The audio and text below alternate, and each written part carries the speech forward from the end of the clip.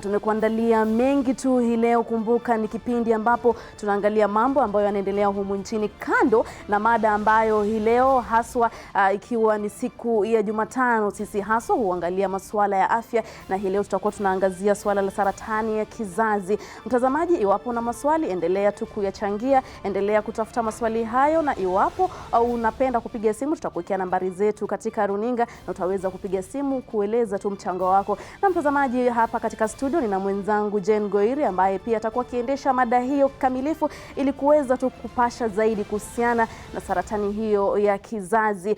Pia katika maeneo tofauti tofauti nina wenzangu. Kwanza kabisa nitaanza na Bill Otieno ambaye yuko Voi. Kumbuka kesi ya Mike Sonko ambao alikuwa anakabiliwa na mashtaka ya kumpiga afisa wa polisi mwezi Disemba akikamatwa eneo hilo. Alikuwa anakabiliwa na mashtaka ya kujaribu kumpiga pamoja na kukataa kukamatwa. Hii leo mahakama imetoa uamuzi na kufutilia mbali kesi hiyo dhidi ya Sonko. Na Bill Otieno, tueleze tu yaliyojiri. Naam, shukran kabisa Nuru.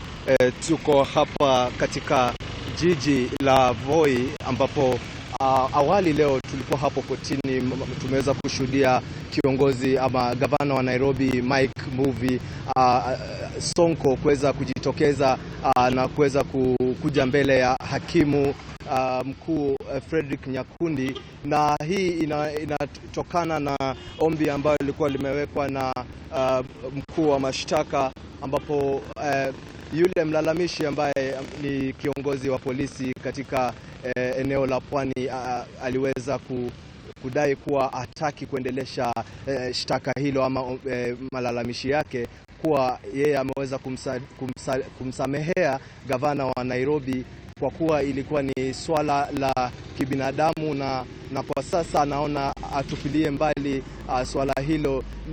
Mike Mbuvi Sonko aliweza kujitokeza masaa ama mwendo wa saa 3 hivi, na kesi yake ilikuwa ni kesi ya pili kuweza kusikizwa na hakimu Frederick Nyakundi, na kulingana na hakimu mkuu ni kuwa kesi hiyo alikuwa ametoshelezwa ama ameridhishwa na mashtaka ama na ombi ambayo ilikuwa limetolewa na kiongozi wa mashtaka hapo awali.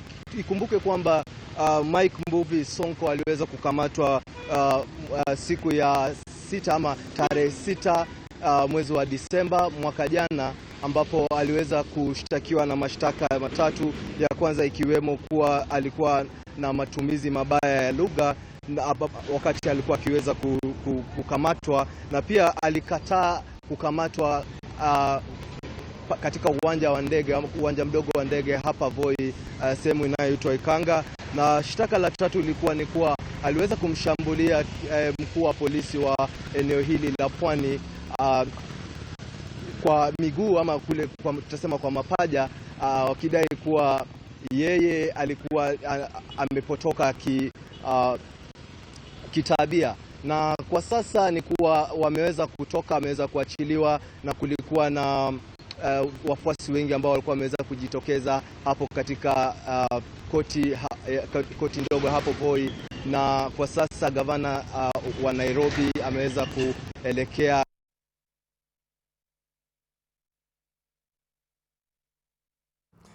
na mtazamaji, tuwe radhi kutokana na hitilafu hiyo ya mitambo, lakini tutarejea tutakujuza zaidi kuhusiana na taarifa hiyo au kuhusiana na swala hilo katika taarifa zetu za siku. Na tunaelekea Mombasa mtazamaji, ambapo Kevin Mutai anafuatilia swala la uteuzi wa maafisa wa kaunti ya Mombasa. Na Kevin Mutai, tueleze tu kikamilifu ni nini inaendelea?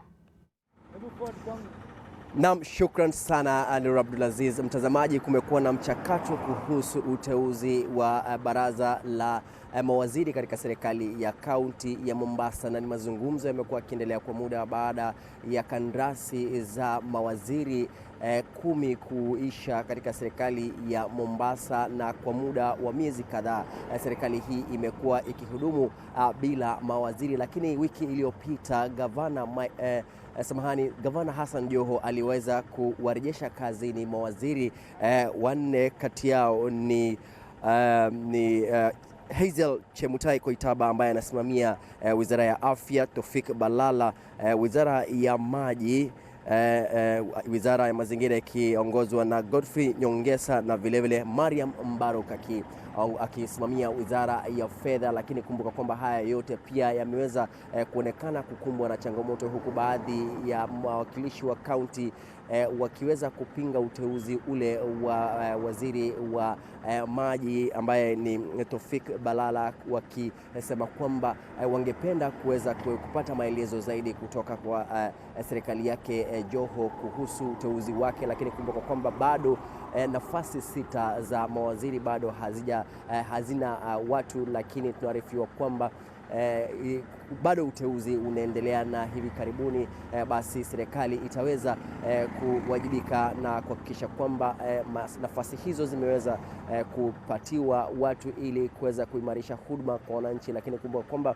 kuna tu wale watu ambao wanasimamia kama kaimu ili kurahisisha utendakazi. Kumbuka kwamba lakini kama kwa mfano ule nafasi ya waziri wa fedha, kumbuka kwamba ndio nafasi kuu ambayo inaweza kuchangia operesheni kadhaa kuweza ama na huduma kadhaa kuweza kufanyika katika serikali ya kaunti, kwa sababu bila wizara hiyo fedha haziwezi kutolewa na vile vile kuweza kuhujumu utendakazi wa serikali ya kaunti ya Mombasa. Lakini mbali na hayo pia, mtazamaji, kuna kesi ambayo inaendelea hapa mahakamani kati ya ofisi ya ODPP na wakili James Orengo. Kumbuka kwamba amekuwa akimwakilisha MD wa KPA ambaye ni Daniel Mandugu katika kesi inayomkabidhi kwa tuhuma za ufisadi katika bandari ya Mombasa. Lakini kwa sasa tunaarifiwa kwamba kesi hiyo iko karibu kuanza, na kulingana na ile ripoti ambayo tunapata ni kwamba DPP inamtaka Orengo aweze kuondolewa kwenye kesi hiyo, na hivi sasa kesi inaendelea mahakamani, na jaji ataweza kuamua iwapo Orengo bado atakuwa wakili wake Manduku katika kesi hiyo. Na basi mtazamaji, punde tu kesi hiyo itakapokamilika, basi tutaweza kukupasha na kukupi na naarifiwa kwamba Alexander Muteti ambaye anawakilisha ofisi hiyo ya mkurugenzi mkuu wa mashtaka yuko hapa, na kumbuka kwamba ni mafali hao wawili sasa watamenyana ili kuweza kueleza tetesi zao mbele ya hakimu. Lakini hayo yote tu ndio baadhi ya mambo yanayoendelea katika ukanda huu wa Pwani. Lakini pia kabla sijasahau, kumbuka kwamba weekendi hii ndio itakuwa weekendi ama siku ya Jumamosi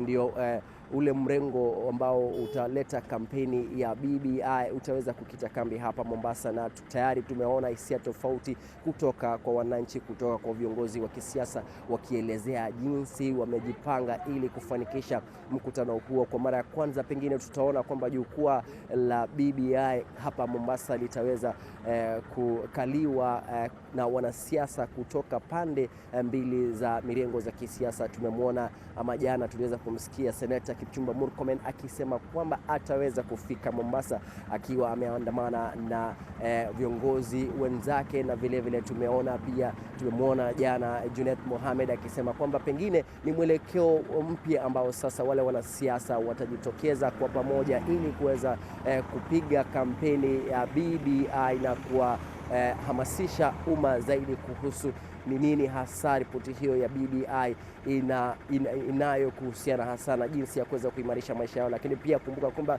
kuna baadhi ya viongozi wamekuwa wakitofautiana na ripoti hiyo, na vile vile kuna mkutano vile vile ambao utakuwa siku ya Ijumaa, na naarifiwa kwamba baadhi ya viongozi kutoka eneo hili la Pwani watawaleta pamoja baadhi ya wakazi, viongozi wa kidini, viongozi wa vijiji, na hata kuweza kuzungumza na wao kabla ya siku ya Jumamosi. Na tunamtarajia kinara wa ODM Raila Odinga kuweza kuongoza kikao hicho cha kampeni ya BBI hapa Mombasa tu. Lakini tutakuwa hapa mtazamaji kuhakikisha kwamba yote hayo umeweza kupata, na vile vile yote ambayo yatakuwa yakiendelea katika bandari ya Lamu. Kumbuka kwamba kuna gati moja tayari imeshakamilika, na mtazamaji tutaweza kufika pale pia na kukupasha yale yote ambayo yanaendelea. Kumbuka kwamba kuna vile vile mradi wa Lapset ambao serikali ulikuwa umeanzisha ili kuweza kufanikisha biashara ya uchukuzi na hata usafiri katika eneo hilo la pwani ambalo kumbuka ni mradi vile vile umeweza kuwavutia hata wawekezaji kutoka mataifa mengine, sio humu tu barani Afrika, na vile vile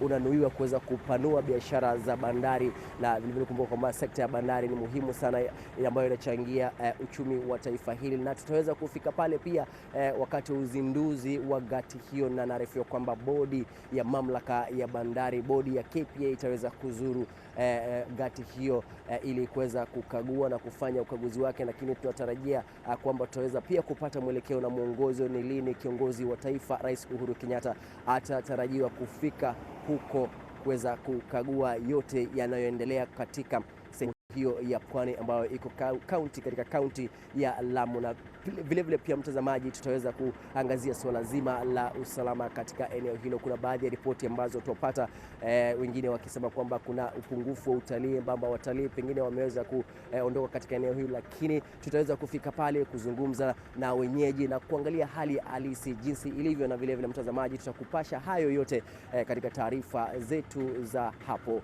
baadaye. Kwako Nur Abdulaziz. Naam, shukran sana Kevin Mutaya, ametueleza tu mambo mengi yanayoendelea katika kaunti hiyo ya Mombasa. Na mtazamaji, tukisonga tu mbele, haswa tukiangazia masuala ya afya, kuna ripoti mpya ambayo imetolewa leo, ripoti kuhusiana na miundombinu na hali ya vituo vya afya humu nchini. Ni ripoti ambayo inaendelea kutolewa na tutaweza tu kuelewa zaidi kuhusiana na ripoti hiyo tukisikiza yanayojiri.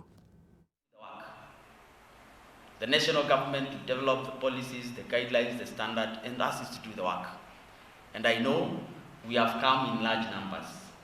As part of my responsibility is to introduce my colleagues who are here so that we may be seen. For the CECs for help from various counties, I will not introduce you by name, but kindly rise up for us to recognize your presence.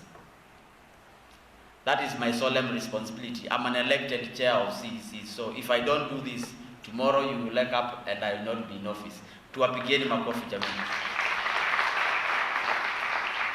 There are other representatives from the counties, the directors, and other representatives of CECs also rise up to be recognized. Tuwapigeni makofi jamani. In other words, 3/4 of this room is from the counties, and therefore I am speaking on behalf of the 3/4 of this room, and I'm saying that our work is very simple. We need to keep referring to this because we have RDHS, we have disintegrated data. The question is, are we using this data for decision making? If we can't use this data for decision making, if this information is not going to change how we make decisions, then we are wasting our time in this room. Am I saying something? Because the thing is, we now have the Kenya Health Research Observatory where you can quickly check your indicators, what you are doing, and therefore make a decision and say, because ultimately we want to have a healthy population, and we can only have a healthy population if the decisions that we make on the limited resources that we have. Then I would also ask that in these platforms we include, because there is one challenge that I'm learning in the health sector. We speak to ourselves, we continue speaking to ourselves, we talk about things to ourselves, we go, we come again, speak to ourselves. We need to have a dashboard, whatever it is, that can be for high-level policymakers, people who don't care what the health sector says. Something that if I am the governor of let me use my county, and I have legal background. When I open, I can go and tell my governor, look, this is why we need more investment in health sector. Because the governor will not have time to look at the maternal mortality, the infant mortality, because he may not necessarily not understand them, because governors are not necessarily people in health background. Remember, in our counties, health takes the largest share of the health budget. On average, 28% of the county budget go to health sector, which is the largest. And therefore, for us to continue making a case for more investment in health, because when you already have too much and have gaps, it is almost always impossible to go and ask for more, because people ask, are you a spoiled child? You already have the lion's share. Why do you want to? So for this conversation, we need to have data set that now we can say this is information that is for high-level policymakers that we can be able to present to our governors, that we can be able to present to our partners who are not necessarily in health sector, but other sectors, that they make sense out of it and realize the importance of investing in health. With those many remarks, as you may have noticed, I do not have written speech. I want to thank the ministry and congratulate the Ministry of Health for having led us into this. And all the partners who have supported, we really, really appreciate you. Thank you very much. God bless you.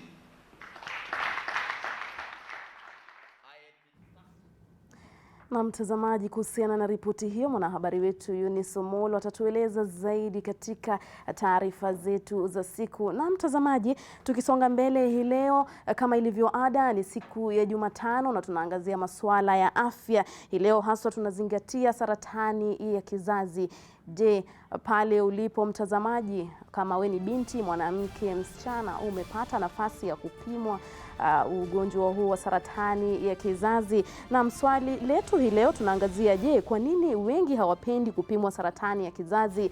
Kwa nini wengi hawapendi kupimwa saratani ya kizazi? Tuma maoni yako @JaneGoiri, @Nuru_Abdulaziz, @NTV sasa, na tutaangazia maoni yako na mchango wako pale tutakapopata nafasi. Na mtazamaji, nitakupeleka moja kwa moja hadi kwa Jane Goiri na wageni wake watuangazie kuhusiana haswa kikamilifu na saratani ya kizazi. Naam, Jane Goiri.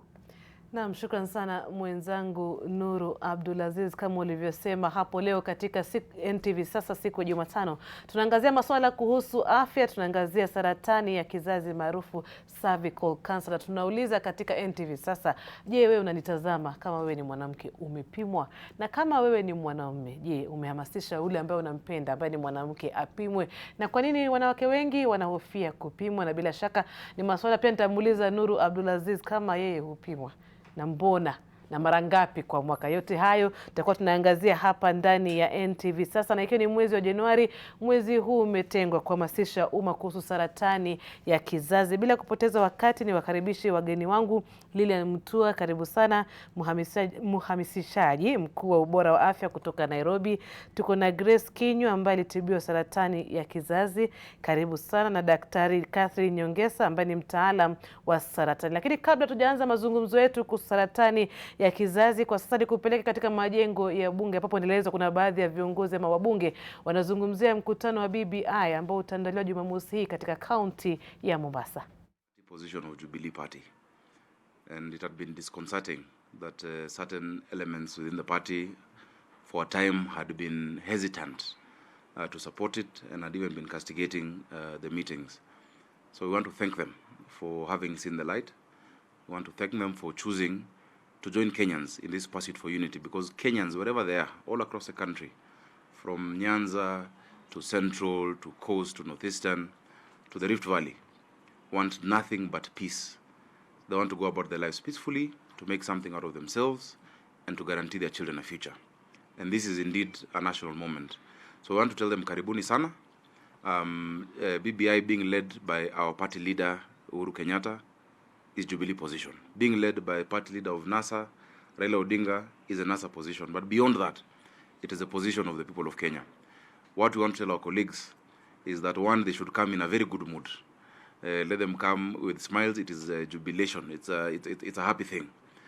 We don't want any conditions. They should not levy any conditions. And they're also free, as they have said, to organize many more meetings. Initially, they were saying, if this thing, no one disagrees with it, why are we still doing meetings? And we told them, you know, in our religion, maybe Junet, I don't know about yours, in our religion, we generally have accepted Jesus as Lord and Savior, but we still go to church every Sunday.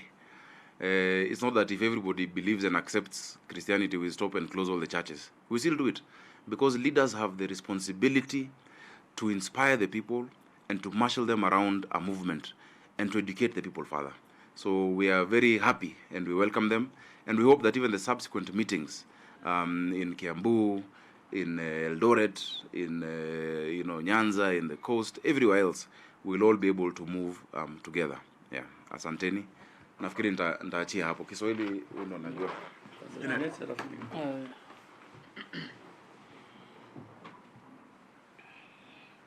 Asante sana Senator. Nafikiri umesema yote ambaye tungesema. Ni kuongezea tu kidogo ya kwamba sisi tunachukua nafasi hii kukaribisha wale wenzetu ambaye sasa Roho Mtakatifu ameingia kwa roho yao, ambaye wameona ya kwamba Kenya inaendelea katika njia safi ya kuunganisha Wakenya na kuleta Wakenya pamoja.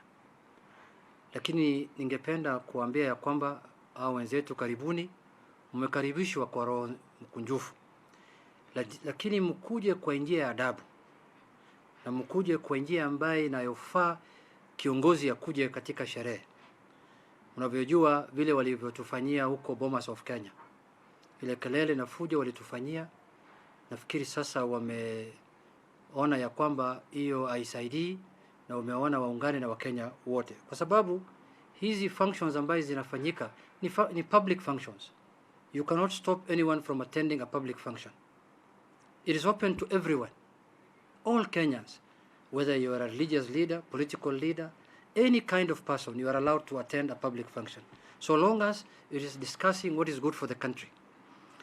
But what shocks me sometimes is this double speak that I normally see sometimes with my colleagues and leaders, that today you bastardize something, tomorrow you say it is good. You bastardize the process of the BBI, you ended up saying the BBI report is good. You bastardized the meetings in Kisii and in Kakamega, now you are saying the meetings are good, we want to attend. I think they should do a retrospect and think about their statement before they release. Because you cannot keep on saying one thing today and you say a different thing tomorrow. It's really confusing Kenyans. Secondly, I was watching last night a show on NTV, the sidebar, and Senator Cherargei was very clear. He said they are going to lay out, they are going to tell Kenyans on Monday, they are parallel meetings. So I don't know why you are saying we are going to have parallel meetings and you again want to attend another meeting, which is for all Kenyans. I'm also aware that they have a retreat on Sunday at Great Reefs Lodge to come out with a plan on how they are going to engage Kenyans in different parts of the country. So we should not be, that kind of hypocrisy is what Kenyans are tired of. Whoever wants equity must come with clean hands. If you want to join Kenyans in building peace and bringing Kenyans together, let it come with clean hands so that we join hands together as Kenyans, because that is what the BBI is about. It's about uniting Kenyans, it's about bringing peace to this country, and it's about having a prosperous nation from now going forward. So I think my last parting shot is that we are welcoming them, but they must come with a decorum. They must come respectfully, like Kenyans who want to attend a meeting that is for Kenyans and it's about peace and it's about unity and about those kind of things. But if they are coming to, in any way, to attempt to undermine that meeting or to create any slightest chaos, we are prepared for them. That's the information I want to give them. But if they are coming in good faith, they are coming to join us in good faith, we are welcoming them as Kenyans, because BBI is about inclusivity. It's not about exclusivity. We want everyone to be included in the BBI process. But you know, as you know, politicians, they preach water and drink wine. He tells you today that I'm supporting the Mombasa meeting. He will come with goons there, create chaos and do funny things so that he can get an excuse to do his own meetings. You see? We have seen that happening before. We've seen it happening in the 2005 referendum, where somebody was with us and he said that now I've been undermined here. You know, he looks for an excuse to form his own formation. If that is what you are doing, we know that script, we already have it. We will not allow it to happen. But if you are coming in good faith, as I said earlier, please welcome. And we are prepared for you. Thank you so much. Tukimalizia niseme kwamba barabara zote weekend hii zitakuwa zimeelekea mwambao wa pwani, ambao tutakuwa na mkutano mkubwa, mkutano wa hadhara, mkutano wa kila mtu ambao sisi wote tutahudhuria, haswa sisi watu wa Jubilee ambao tunaongozwa na Mheshimiwa Uhuru Kenyatta, na pia upande wa NASA ambao wanaongozwa na Mheshimiwa Prime Minister Raila Odinga. Na wamesema kwamba wanataka kuunganisha Kenya, na sisi wote tutakuwa kule katika mkutano wa hadhara, mkutano wa kila mtu Na tumefurahia jana kusikia kwamba mlengo mmoja ambao walikuwa na tashwishi ya mkutano wamesema kwamba watakuwa wakihudhuria, na tunawaunga mkono na tunawaambia karibuni. Lakini tuseme kwamba hata kama tunawaambia karibuni, tunataka watu waje kwa njia ya heshima. Manake kule tukienda Mombasa hatuendi kuongea, tunaenda kule kusikiza maoni ya watu wa kule mwambao wa pwani. Kwa hivyo ni vizuri tuwapatie watu wa Mombasa nafasi ili wasikike na hoja zao zisikike. Tutakuwa tukizunguka katika kila pembe ya nchi hii tukiwaunganisha Wakenya. Manake sisi wote tunakubaliana kwamba kulikuwa na mushkil kidogo, kulikuwa na tofauti kidogo hapa na pale, lakini wakati viongozi wetu wawili, Mheshimiwa Uhuru Muigai Kenyatta ambaye ni rais wetu na Mheshimiwa Raila Odinga walipokumbatiana wakaja pamoja, sasa kuna amani, kuna utulivu katika taifa hili. Mimi nikiwa mwenyekiti wa kamati ya viwanda, biashara na mashirika, naweza hakikishia Wakenya kwamba sasa tuko na mazingira mazuri ya wawekezaji katika taifa hili, tuko na mazingira mazuri ama mazigara mazuri kwa watu kufanya biashara. Hapo beleni, hapa Kirinyaga Road, watu wako wanafanya biashara. Mtaani hapa, senator yako hapa anaweza kusema kwamba biashara kila Monday kulikuwa na taharuki hapa na pale, lakini sasa kila siku, kila kuchao, mtu ako na nafasi ya kufanya biashara sehemu zozote za taifa hili, na iwe ndio muundo wa kila mtu.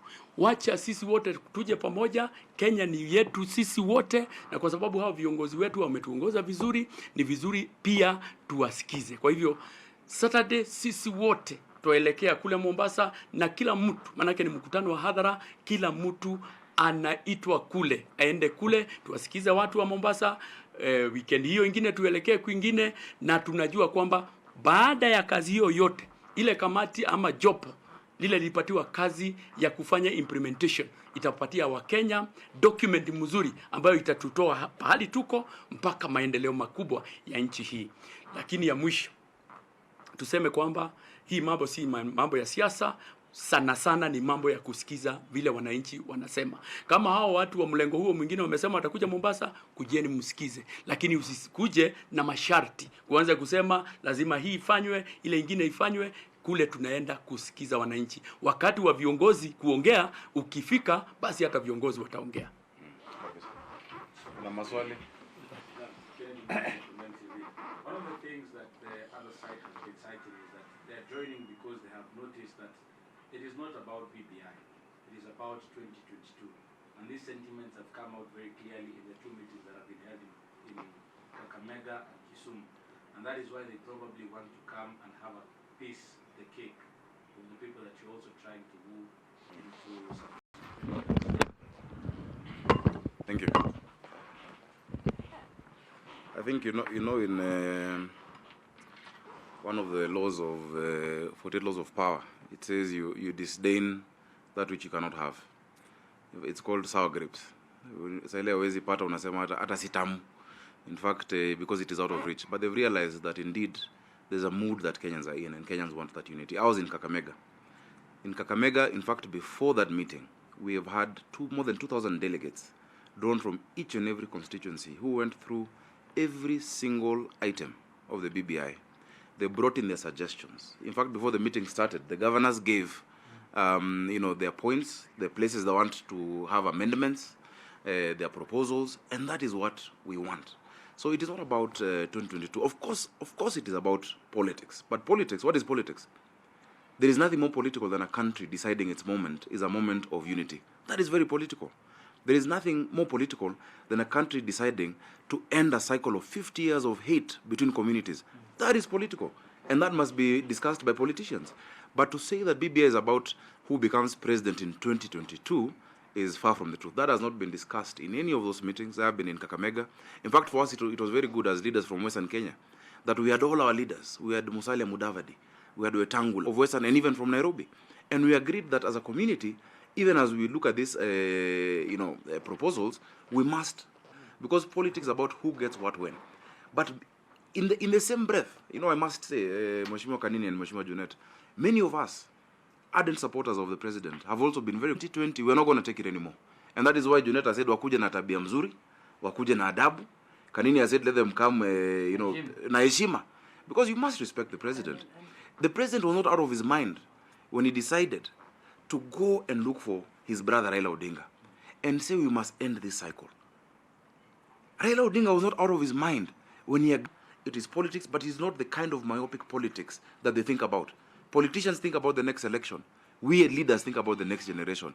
Raila Odinga said in Kakamega, he doesn't have to be president. Musalia Mudavadi said he doesn't have to be president, but Kenya must be united. So we're telling them to shed, and that is what we're doing on. But you see, Yeah.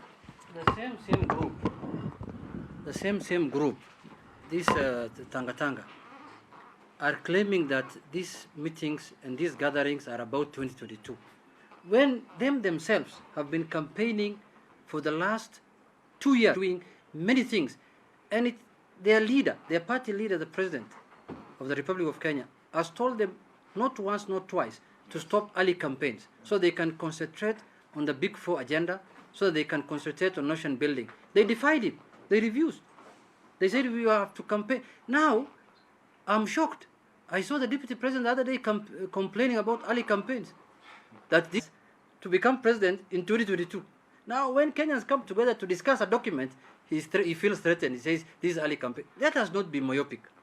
They can continue with their campaign if they want, ask for votes if they want, in their own way, the way they do. That's known to Kenyans, which is church harambes and such kind of things. But on this one, it's not about 2022. This one is about the unity of Kenyans and how to make Kenya a prosperous country. If they have a problem with that, then they have a problem with Kenya. They are the enemies of this country because they don't want this country to remain united, and looks like they want to benefit from chaos, they want to benefit from division, and they want to benefit from ethnic balkanization. That's what they want to benefit from. And I forgot to say, now they are telling us that they are coming to Mombasa so that we can join hands and have one meeting. The other day, they were saying, these are waste of public money. We are using taxpayers' money. Now, what is it? This is a double speak that must stop. Why do you want to come to a meeting? To talk where? That one, the Mombasa, there are people who are organizing the event, the governors of that region. There are 5 governors. The people who will talk, the people who will not talk is... Sisi tunaenda kusikiza maoni na tutaenda kupata memorandum vile vile kutoka kwa watu wa Mombasa. Kwa hivyo labda ni wachache, hata mimi labda sitapata nafasi ya kuongea kwa sababu mambo ya kule kwa pwani hatuyaelewi sana. Wale ambao watapewa kipao nafasi ya kuongea, basi mtu ataongea. Kwa hivyo isikuwe ni masharti ati kwamba kama sisi tuaja Mombasa lazima tuongee. Manake huwezi kwenda kwa nyumba ya mtu alafu uanze kulazimisha mtu, mimi nitaketi hapa nitalala pale ama nitafanya hiki ama kingine. Sisi wote, hata mimi nikienda kule Mombasa siendi na masharti ati kwamba lazima. Wabunge wakiwa hapo bungeni wakizungumzia mkutano wa BBI ambao utaandaliwa siku ya Jumamosi katika kaunti ya Mombasa. Utakumbuka hiyo jana wabunge kutoka mrengo wa Tanga walisema watahudhuria, na hii leo wanaambiwa kwamba ni sawa, wanakaribishwa, lakini waende pale na heshima. Lakini sasa tugeuze dira kidogo na turejelee katika mada yetu ya leo katika NTV. Sasa tunazungumza kuhusu saratani ya kizazi. Niliwatambulisha wageni wetu, lakini kuna mmoja ambaye ameungana nasi ambaye ni Daktari Nelly Bosire, daktari wa masuala ya kizazi. Mwezi huu umetengwa ili kutoa hamasisho kwa wananchi ama Wakenya kuhusu cervical cancer, lakini wengi wanataka kujua, kama unavyoona kwenye runinga ambazo ziko hapa kwenye studio, unaweza tuelezea tu mwanzo cervix ni wapi na inaanzia wapi saratani ya kizazi? Asante sana.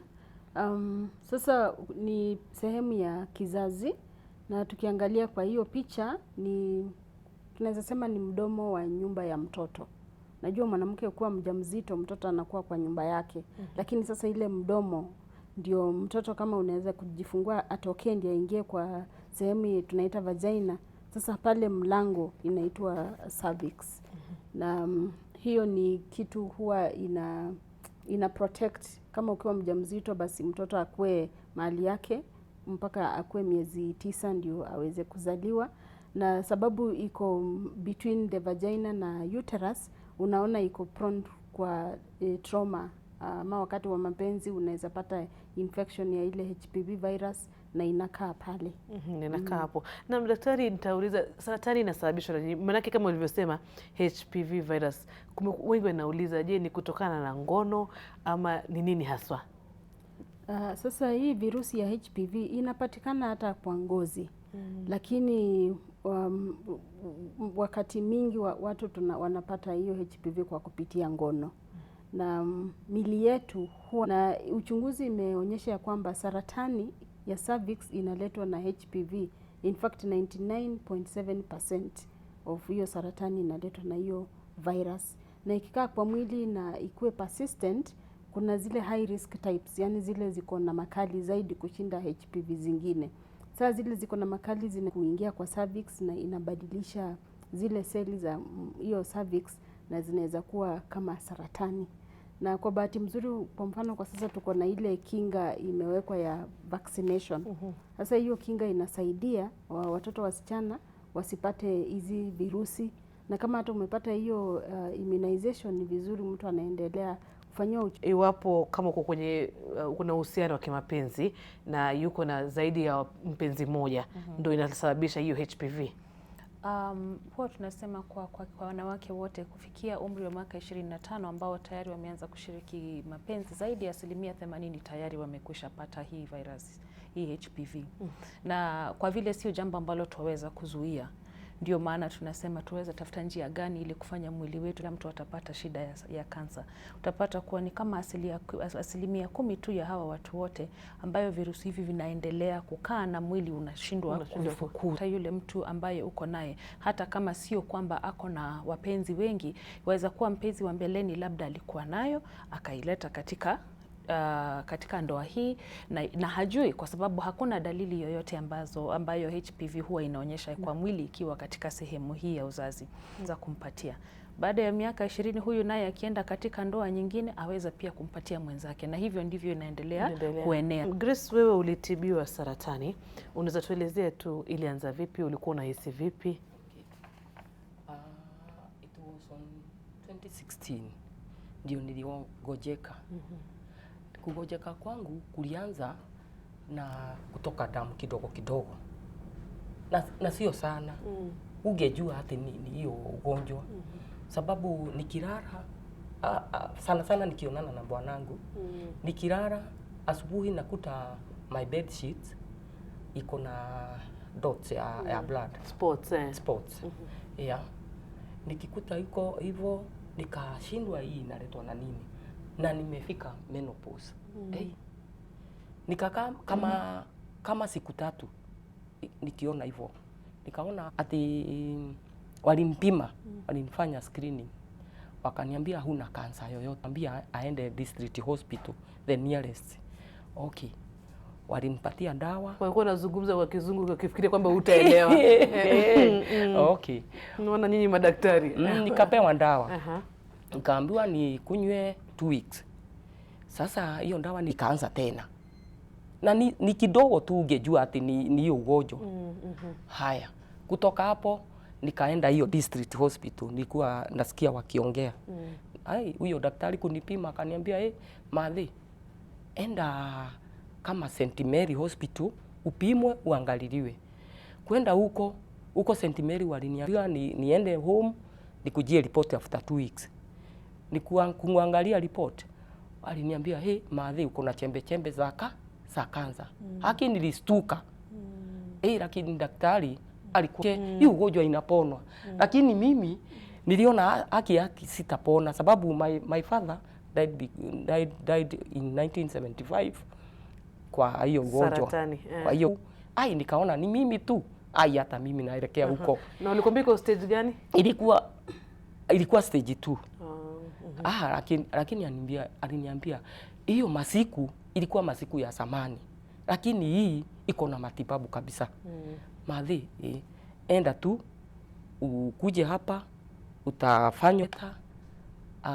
Lakini nataka ushikilie tu hapo Madhe kwanza kidogo. Nimuulize Lilian alivyosema yeye ni wakati wa baada ya kuonana na mume ndio akaona kuna spots. Lakini wengine watauliza dalili gani zingine unaweza pata? Kwa kweli ni kwamba ugonjwa wa saratani hauna maumivu. Na ile ajabu ni kwamba pengine kama ni saratani ya titi ama kiungo kingine cha mwili, huenda ukaona ubadilifu pengine kwa ngozi ama kwa uvimbe ama ukaona maumbile ambayo sio ya kawaida. Cha kutatanisha ni kwamba mahali na daktari ama afisa wa afya ambao amefunzwa kuangalia ili aweze kuona kuna mabadiliko. Kile tunasema na vile daktari mwenzetu alisema hapo awali ni kwamba ukipata vile virusi ambavyo vinasababisha miaka 15, 20, 25 bila kuona dalili yoyote, na wale ambao hawaendi kukaguliwa haswa wanashtukiona vile ndio anaona hii kitu si cha kawaida, wacha niende hospitali. Lakini utapata ilishakolea. Hivi basi unasema unaweza pata kama kwa mfano kama ni periods yako, je, inaweza ongezeka, uzito inaweza ongezeka? Wengine wanaona unyevunyevu kama maji, wengine maji ambayo inatoa harufu mbaya, wengine hivi. Kuna aina nyingi zaidi ya 120. Lakini haswa katika utafiti ile imeonekana sana inasababisha kansa ya kizazi ni type 16 na 18. Na je, kuumwa huku chini, kuumwa na mgongo inaweza kuwa moja dalili? Huwa tunasema ikifikia kiwango ambacho dalili hizo unaona, hiyo ni kansa ambayo imeenda mbali. Kwa kawaida kama ile ambayo mama anaongelea hapa, utaona hiyo, hata hiyo damu ikianza kutoka tunajua ya kwamba imeshafika stage 2, imeshafika stage 2 na matibabu yanahitajika haraka. Lakini kwa kawaida watu wengi watakuwa na saratani ya stage 1 bila kujua. Na ndio maana huwa tunasema hii ni saratani moja ambayo Mungu amekubali tuweza kuizuia kabisa. Na yote yanaishi ya screening. Na mtu akienda screening kwa wakati huo, hatutafuti saratani, tunaangalia kwa sababu vile ametueleza kuwa haitatoka kutoka infection ikawa saratani kwa siku moja. Inachukua miaka, na kwa hiyo miaka hata wengi itaonekana ni kama labda umeweza kufukuza hii HPV tena inarudi, na ndio maana tunasema kipimo lazima kiendelee kufanyika.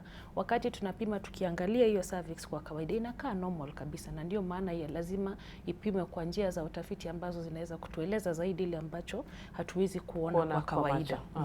Na mtazamaji, tunaendelea na mazungumzo yetu ama mada yetu tukizungumzia kuhusu saratani ya kizazi. Kwa sasa nataka kupeleka katika kaunti ya Nyeri kwa mwenzangu Melita Oletenges aendeleze mjadala huu.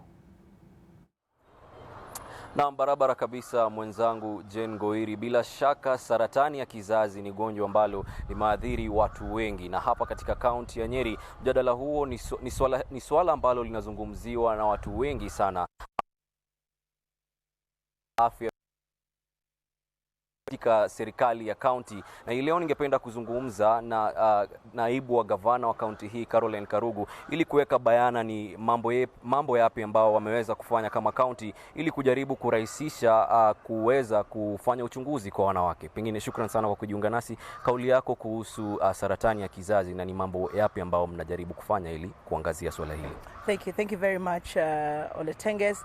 Indeed, cervical cancer is a huge risk for our women, even here in the county.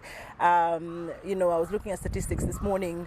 Nationally, we are seeing at least 3,296 deaths directly caused by cervical cancer, the leading cause of cancer-related deaths in the country, and that has not left Nyeri behind.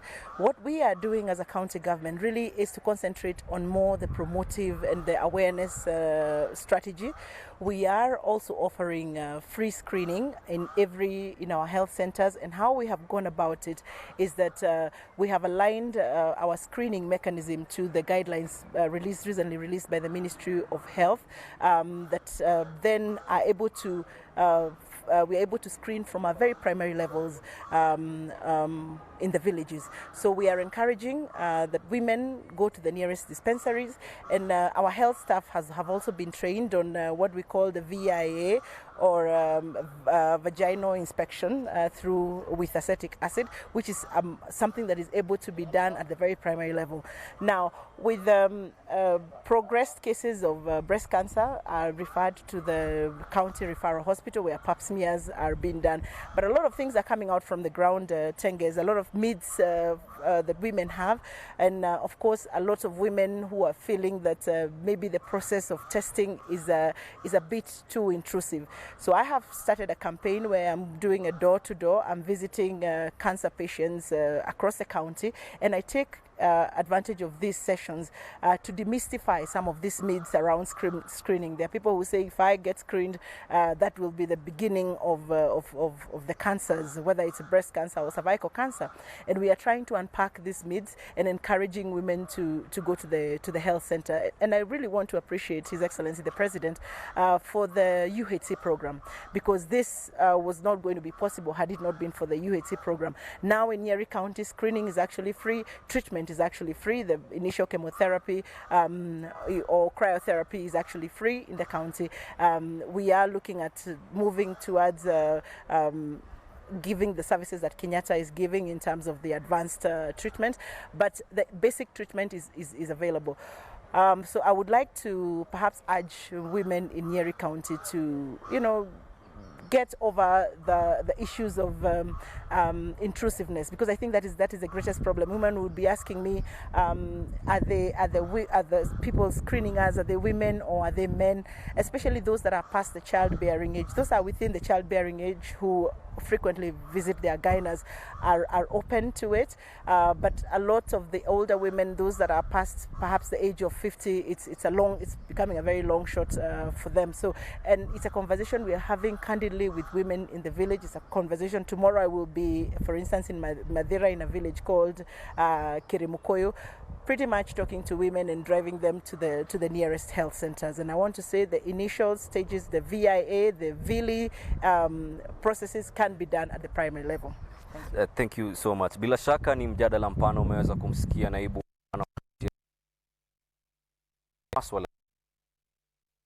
Huyo ni mwenzetu Melita Oletengeza akizungumza hapo na naibu gavana wa kaunti ya Nyeri. Na mtazamaji, tukisonga mbele, daktari, nataka kujua daktari Catherine Nyongesa, kuna madaktari wawili hapo wananichanganya na waweka pamoja. Takwimu ziko vipi? Na je, watu wanaenda kukaguliwa? Kwa sasa tangu hii awareness ya Stop Cervical Cancer ianze mwaka jana, wamama wengi sana wamejitokeleza for screening. In fact, tukiangalia statistics before ilikuwa about 16%, lakini saa hizi tunafikiria hiyo percentage inaenda kukua mingi. Na bilo demystifying kueleza ya kwamba ukienda screening sio ati utapata saratani. By the way, ukienda screening hii, kama uko na any risk, inagunduliwa mapema na unaweza tibiwa, yani vile hata hutawahi pata hiyo saratani. Na tuko na hii Beyond Zero campaign. Wanaset kama mtu wako hapa Nairobi, mama ako Nairobi, unaweza peleka mtoto pale Uhuru Park kuanzia kesho. Kuna maelezo vile inaendelea, na kuna pia free screening ya wamama na watu wote, sababu tunaelewa ya kwamba kuna magonjwa mingi ambazo zinatukumba sisi binadamu na sio tu saratani ya cervix. Sasa ni vizuri watu wakuwe free, waende hiyo free screening na at least your awareness. Na vile tena tunashukuru serikali ilianzisha hii immunization ya watoto wasichana wa miaka 10, na hiyo iko absolutely free. Mtu akikuwa Kenyatta, Clinic 66 wanapeana hiyo vaccine, na pia kwa county hospitals zinapeanwa. So radio kuna hatua kubwa sana ambayo serikali ama nchi kwa kijumla tumepiga hatua kubwa. Na Daktari Nelly, tunaposema screening, wengi watauliza hiyo screening ni nini? Kukaguliwa hasa mnafanya nini mnapoangalia saratani ya kizazi? Na hiyo screening nikielewa vyema ndio hiyo pap smear. Ama kuna tofauti? Kuna tofauti, kuna aina mbili ambazo huwa tunafanya. Kuna hiyo ambayo unasema inaitwa kwa njia zote lazima tuweze kuangalia cervix yenyewe. Kwa hivyo kile ambacho kinafanya watu wengi wanaogopa hiyo screening ni kwa sababu kuna kile kifaa ambacho tunaita speculum ambacho lazima tuingize katika njia ya uzazi ili kuweza kufungua njia tuweze kuona hiyo cervix mahali imeketi. Ukiweza kuiangalia sasa, kuna aina mbili ya screening waweza kufanya. Kuna pap smear ambayo kuna brush special inatumika kuchukua hiyo cell kidogo za hiyo cervix, inawekwa kwa microscope, inaangaliwa kama ni kawaida au sio kawaida. Na kuna njia ya pili ambayo ndiyo umesikia hata naibu wa gavana akiongea, ambayo inaitwa via vile. Na hiyo ni kupaka aina ya kemikali kwa hiyo cervix na kuangalia vile inabadilika. Kama sio kawaida itakuonyesha kwa sio kawaida, na kama ni kawaida itakwambia kwamba cervix iko kawaida. Kwa hivyo kwa muda miaka mingi tumekuwa tukijaribu kuambia kina mama ni muhimu kuwa haijalishi ni njia gani, kwa sababu saa hizi serikali imeweka mikakati sana kujaribu kutrain hata wale nurses ambao wanafanya kazi kwa dispensaries all the way to dispensaries. Kwa hivyo mtu hawezi kusema kule ninaishi hakuna screening. Kwa kila institution ya serikali kwa miaka mingi imepita, serikali imekuwa ikijaribu kuendelea kutrain our nurses kuweza kufanya hii screening. Hata kama hawana hakika kile wanaona, atakwambia hapa sina hakika, wacha nikutume kwa mtu mwingine ama hospitali ya kiwango ya juu.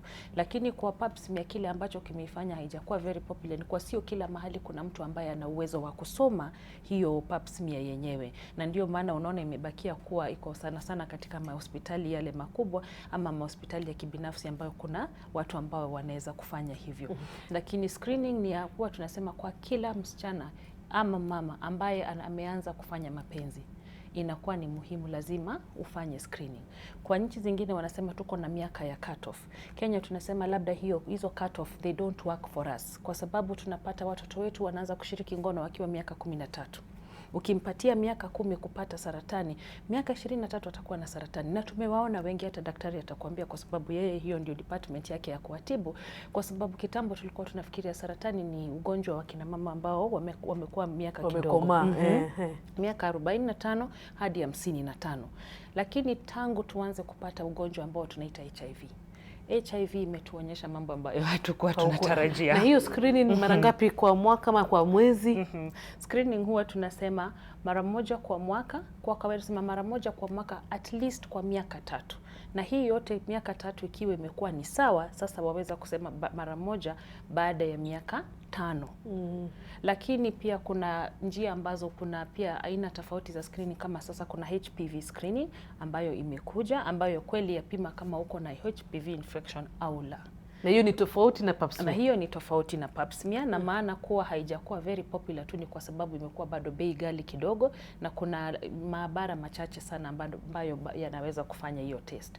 Kwa hivyo unapata ndio maana haijakuwa very popular, lakini katika nchi ambazo zimeendelea ni aina ya test ambayo sasa inakuwa inafanyika kama routine. Na hiyo uzuri wake, hata kwa wale wanaogopa kwenda kuona daktari, waweza wakajichukulia sample wenyewe na kuipeleka kwa lab. Na kwa nini watu wanaogopa? Labda ni kwa sababu hawajaona mgonjwa ambaye anaugua saratani. Ndio utajua kuwa ukifikia hali hiyo utakumbuka, ningelijua kweli ningeweza kupata kipimo kufanywa mapema. Haifai kuwa ni jambo la kustua. Nafikiri kumekuwa na ile vile umesikia pia naibu wa gavana akisema myths. Kwa sababu wanawake kule ambapo mwanamke ameketi akisema jambo kwa mwanamke mwenzake atamwamini kushinda hata daktari. Maana hata kuna mmoja hapa katika Twitter ambaye anaita Esnas Vungumba, anasema you get traumatized after discovering you have it. Wacha tu ikae. Kile ningependa kusema ni kwamba tumefanya hatua Kenya mzima, especially wauguzi, madaktari na watu wa health promotion, kunufaisha masomo juu ya cervical cancer, vile inakingwa, kile unatakikana kufanya ili usipate, na pia hatua ya ile kwenda kupimwa. Wakati mwanamke anaambiwa kwamba ataenda kupimwa kizazi, mlango wa nyumba ya kizazi, kitu cha kwanza, kama ni mwanamke ambaye amewahi kupata mtoto, anakumbuka pengine akipata mtoto kizazi kilifunguka, alikuwa anahisi uchungu kabla azae. Kwa hivyo wengine wanafikiria ni vile, lakini vile daktari alivyosema, kuna vidude ambavyo tutatumia, kuna vitu maalumu ambavyo tunatumia kuangalia kile kizazi, na kama utakuwa na daktari mzuri ama muuguzi mzuri akuelezee zile steps za vile tutakagua, basi unaondoa ile hofu. Kilichopo ni kwamba watu wengi wananongonezeana, wanauliziana, na saa zingine ukimuuliza mtu atakwambia hata mimi niliambiwa na fulani inaweza kuwa ina uchungu. Wewe unamuuliza mtu pia ambaye hajafanyiwa. Vizuri tungeuliza na tuhamasishe wale ambao wamewahi kufanya hii test, wao ndio ambassadors wa kuambia wengine vile inafanywa, vile unasikia, vile utahisi, na vile matokeo upatiana. Na hapo umesema vizuri, wale ambao wamefanya wawe mabalozi. Na mimi manake nimefanya kuanzia leo nitakuwa balozi. Nimejitoa, hope mtanipatia kamshahara kidogo si daktari. Lakini kwa sasa tunaendelea na mazungumzo yetu. Kumbuka baada ya mapumziko tutakuwa tunazungumza jinsi ya kujikinga, na kumekuwa na masuala mengi kuhusu chanjo ya HPV, na pia mama atatuelezea matibabu imekuwa vipi. Endelea kusema nasi kupitia mitandao ya kijamii Facebook, Twitter @JaneGoiriOfficial, @SalimSwale @SalimSwale, @NTV sasa. Napumzika kidogo.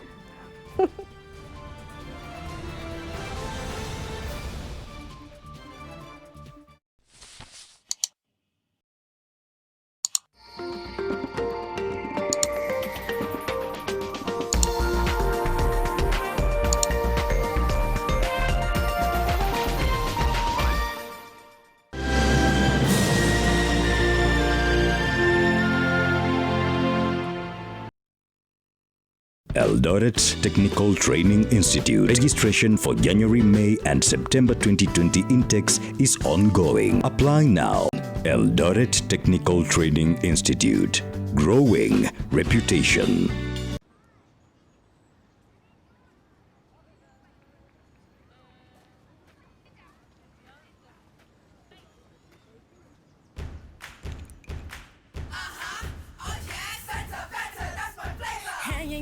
It's my summer, got my squad, we go harder. We got a little bit of feel good now. It's my better, that's my flavor. All I wanna do, all I wanna do, all I think is true. All I wanna, let's have a little bit of feel good now. Be myself, that's my secret. Stop and chill, best believe it. This is the weekend, so we're getting down.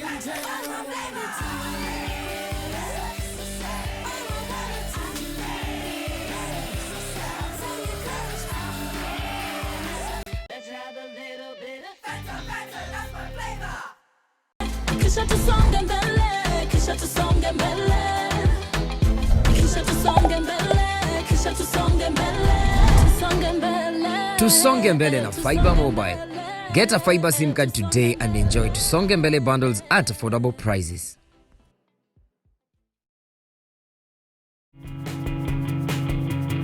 Jambi, tuonyeshe baba huyu mtoto. Mbona mnataka kujua baba mtoto? Shukuru sana Mungu anakupenda, amekupatia chance nyingine ya pili ya kutembea. Usiharibu na upunguze kiburi. Ni kiburi. Mwabubi alikupea chance nyingine alafu sasa unaharibu. Hiyo chance sitaki pia wewe chukua. Wacha ujinga.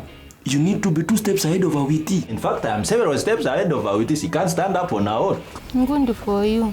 Wacha kusema ngundi for you hapa hivi. Hatuwezi shikana wewe tufanye na wewe biashara. Mtoto wangu avagi hizi vitu. Jambi kijana wangu mpaka vibe shuli.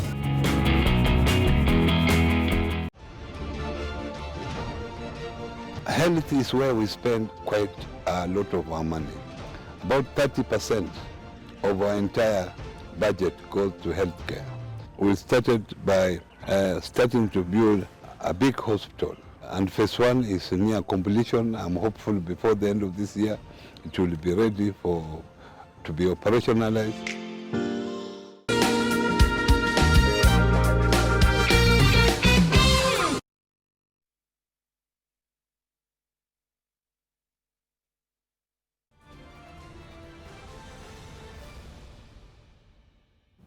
Na mkaribu tena kwa NTV. Sasa tunazungumza kuhusu saratani ya kizazi. Nitasoma baadhi tu ya maoni hapa. Tony Korira anasema wanawake kwanza wanafaa kuketishwa chini, wape mawaidha na suluhisho kabla ya kupimwa. Alafu Benson Korira tena anasema mbinu zinazotumika kupima saratani ya uzazi zinafanya wengi kutojitokeza. Anasema inahofia sana mtu aishi akijua yuko kwa hali njema, lakini ni vyema tuelimishwe zaidi kabla ya kupimwa. Na ndiposa basi tunaendeleza mjadala wetu. Grace, sasa umeambiwa kwamba uko na saratani. Uliambia familia yako? Pardon? Familia yako uliwaelezea? Wakati niliambiwa niko na hiyo saratani niliwaita watoto wangu wote. Nikawaambia. Alafu nikaenda kanisa, nikaongea. Sikuficha. Sababu hiyo ugonjwa ukificha utakufa. Haki. Ati useme ni yako, utaambia watu na inataka pesa. haki utakufa. Niliona afadhali niwaambie. Na matibabu sikuchagua adui yangu, marafiki wangu wote ukawaambia. Ndio wakaribisha wote. Na ukaanza matibabu. Nikaanza matibabu hapo huko Mpisa Cancer Center. Huko ndio nilifanyiwa chemo na radio. Na hiyo chemo ilikuwa shida sana. Haya. Tena sehemu za siri kuzuia. Lakini hata nikipatiwa dawa nilikuwa na shida sana tu for 2 seasons. Sasa kutoka hapa mimi nilipona. Lakini hayo yote kingefanya sababu sikuwa na pesa tayari. Familia yangu ndio walifanya harambee, kanisa, marafiki wangu wote, familia wakaungana. Wakanifanyia harambee. Nikafanywa hiyo yote, radiation, chemo na hata brachytherapy. Na sasa ukapimwa ukasemekana. Nikapimwa, nikaambiwa sina yoyote. Sina yoyote. Na ulisema kwamba sehemu pia ya uzazi walikuwa wamekuambia watoe uterus ama yani haikufika kwa uterus. Ilikuwa karibu. Daktari sijui mnaita aje. Ilikuwa early stage. Ilikuwa early stage. Lakini wakati nianza matibabu ilienda mpaka stage 3. Stage 3. Wow. Sababu walinipeleka theater, wakaangalia kama imefika uterus, wakakuta uterus haina kitu, lakini ilikuwa karibu. Ilikuwa imespread labda kwa side.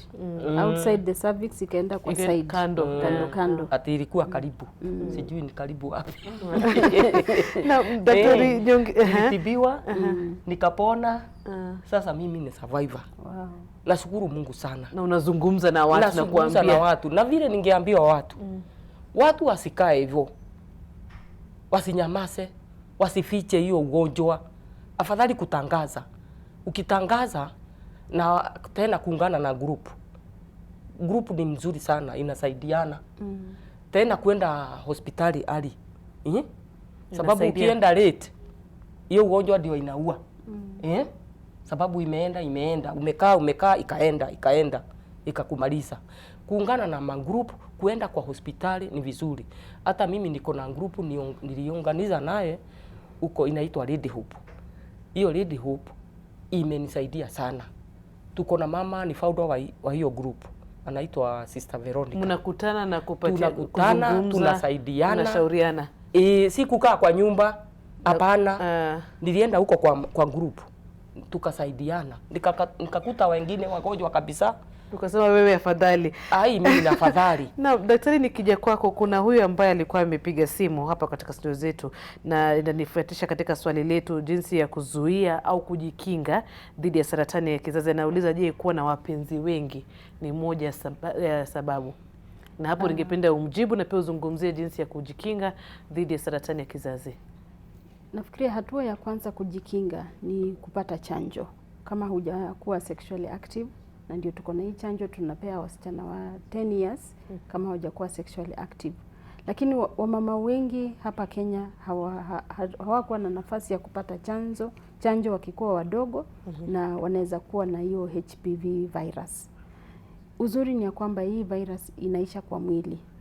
80% itaisha. Lakini wale wachache inabaki, tunasema ni vizuri uende screening, sababu among those ones inaweza persist ikaleta saratani. Sasa mtu akipimwa mara kwa mara kupitia hiyo HPV testing ama VIVILA ama pap smear, itamsaidia kugunduliwa mapema na kuzuia story ya hiyo saratani ya uzazi ya cervix. Na ikija kwa wanaume wanaweza kufanya nini kuzuia mwanamke asiambukizwe kama ni virusi hivyo? Sasa vile tumesema, hiyo HPV virus inaletwa na kufanya mapenzi. Na unaweza kuwa labda hata ulipata ukikuwa msichana mdogo, ukikuwa hiyo 12-13 years, ukapata hiyo virusi na ililetwa na labda kijana ama mwanaume. Na vile tunaendelea kuishi, au wanaume kama anakuwa na wapenzi wengi, anaweza pata hata virus nyingine akuletee. Sababu ile ulikuwa nayo mwili yako imeclear, lakini anaweza kuletea ingine. Na pia wanasema kama ni wewe mama, pia ukikuwa na wapenzi wengi, pia uko na hiyo risk ya kupata hiyo reinfection. Reinfection. Yeah. Naam, nikija kwako Lili, nataka tuzungumzie chanjo. Mengi yamesemwa kuhusu chanjo. Watu wanasema kwa nini tunawapatia wasichana wetu wadogo wa miaka 10 chanjo hiyo ni kama tunawahamasisha sasa, nendeni sasa mkaanza kufanya mapenzi. Na je, kwa mfano kama wewe ndi ushaanza umeshiriki ngono na wewe si huko miaka 10 labda 30, unaweza pewa chanjo hiyo? Kwa kweli ni kwamba kwanza tuangalie manufaa ya chanjo ni nini. Manufaa ya chanjo yoyote, wacha hii ya HPV, hata ile ya ukambi, hata ile ya TB, hata ile ya polio, ni kukinga ugonjwa. Na najua kumekuwa na utata mwingi kwenye Ministry of Education, kwenye umma, wazazi, katika madhehebu tofauti, wakisema kwamba kwa nini tuna target wale watoto wa 10 years. Ni vile tunajua ni kwamba wakati mtoto yuko na hiyo miaka 10, tunamkinga iwapo baadaye atakuja kupata vile virusi kama hivyo tunasema vya HPV 16-18. Mwili wake utakuwa umeshatengeneza kinga ya kupigana na vile virusi ambavyo vinaleta saratani ya kizazi. Na kwa kweli huyu ni mtoto mchanga. Maneno mengine hata tukimweleza, masomo mengine tukimweleza hatapata. Kwa hivyo masomo yote hayo tunayafanya kwa wazazi. Already kama hapa Nairobi County tumekalisha wakuu wa elimu na walimu, tukawaeleza maneno ya saratani ya kizazi na pia tukawaeleza sababu tunachanja watoto. Kwa hivyo pia hao watachukua muda wao, especially wale walimu ambao ni wa school health na wale wa counseling, kuangalia ni vipi vizuri wanaweza elezea wale watoto. Na katika pia Ministry of Health tumejumuika pamoja na education na tuna kitu kinaitwa school health policy, na katika hiyo tuna zile tunaita thematic areas 7 ambazo zinazungumzia vitu tofauti, na communicable diseases ni one of them, as kama TB, HIV na vitu kama hivi vya saratani. Kwa hivyo tunaambia watoto kulingana na kuelewa kwao, tutawaambia kuna hii chanjo inapatianwa na tunapatia mtoto wa kike, sababu tumeona kwamba wake wengi katika nchi yetu na ulimwenguni wanakufa kwa saratani ya kizazi. Kwa hivyo wanapokuwa, mwili wao pia utasaidiwa kutengeneza ile kinga ya saratani ya kizazi. Kwa hivyo kama mtu hana habari hakika ya kitu fulani, hizo ndio tunaita myths and misconception. Unaanzia kuwa na dhania tofauti kuliko ile imelengwa na serikali. Kitu cha pili ni wakati wowote ambao tutaona serikali imetoa hamasisho ya kama hiyo jukumu ya kufanya chanjo kama ile, tumeangalia kwenye research zinasemaje. Nafikiri mahali popote ambapo Mkenya yupo leo, tukijiuliza kwa miezi 6 ambayo imeisha, hata miezi 3 ambayo imeisha, utapata kila mtu anajua mtu ambaye either amesema anaugua saratani ama yuko hospitali kwa ajili ya saratani ama ameaga kwa ajili ya saratani. Kwa hivyo ni kitu ambacho kipo. Na ni lazima tuangalie kwanza ile prevention, kuzuia. Kuzuia ndio muhimu kuliko kutibu. Vile dada yetu hapa amesema, imemgharimu. Na isipokuwa umma ulikuja kumsaidia, majirani, marafiki, kanisa, hangeweza gharama. Tumeona watu wakisema wakati wote kwamba tumempeleka mgonjwa wetu Kenyatta akapate maybe ile tiba ya kuchomwa, radiotherapy ama chemotherapy, na amepatiwa appointment maybe ya kama miezi 4, miezi 6 ndio atarudi, na wanapatwa na ghadhabu. Ni kwa ajili wale ambao wanajitokezea wanapatikana ile saratani ilishakolea. Na tukiangalia it is very expensive, sio tu kwa mtu peke yake, hata kwa serikali. Gharama hata ya mgonjwa mmoja iko juu sana. Kwa hivyo afadhali tukumbatie watoto wapate ile chanjo, na vile tunaangalia ni vile daktari alikuwa amesema, we want to stop cancer of the cervix. Kuanzia mtoto akiwa na umri mdogo.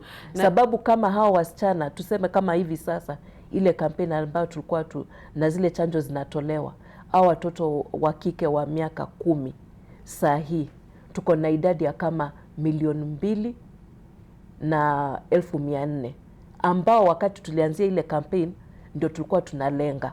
Kama hapa Nairobi tunalenga kufikia wasichana 37,000, na hatupatii tu wale wa sasa. Mtoto wako akifikisha miaka 10 wiki ijayo aje apate ile chanjo na haina gharama. Akifikisha mwaka ujao haje. Kwa hivyo kila msichana ambaye atakuwa akifikisha miaka 10 atapata ile chanjo, atapata for free. Na hii si chanjo mpya. Tunajua kwamba katika hospitali zetu za kifahari walikuwa wanapatiana ile chanjo. Walikuwa wanalipa pesa ngapi? Kati ya 5,000 na 7,000, wengine hata 10,000.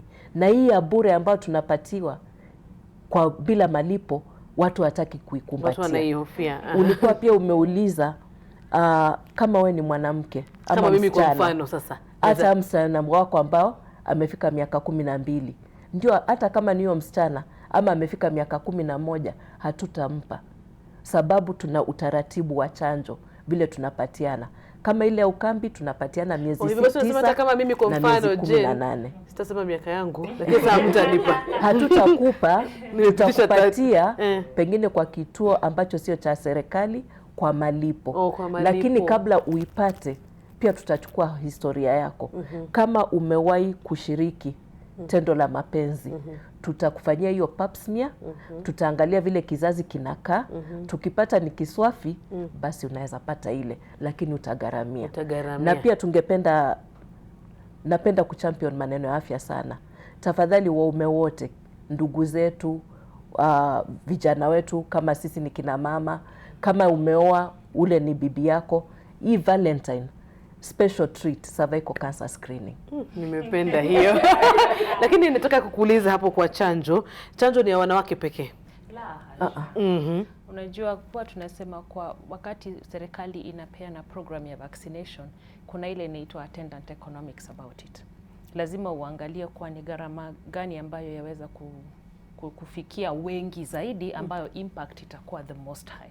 Ukienda katika nchi za nje huwa wanapatia chanjo kwa watoto wote, wasichana na wavulana. Na ukienda nchi za kama Scandinavian countries utapata hawajawahi ona cervical cancer. Madaktari yuko wanakuja kwetu kuona ugonjwa ambao wamesoma kwa vitabu kwa sababu hawajawahi uona. It is that rare.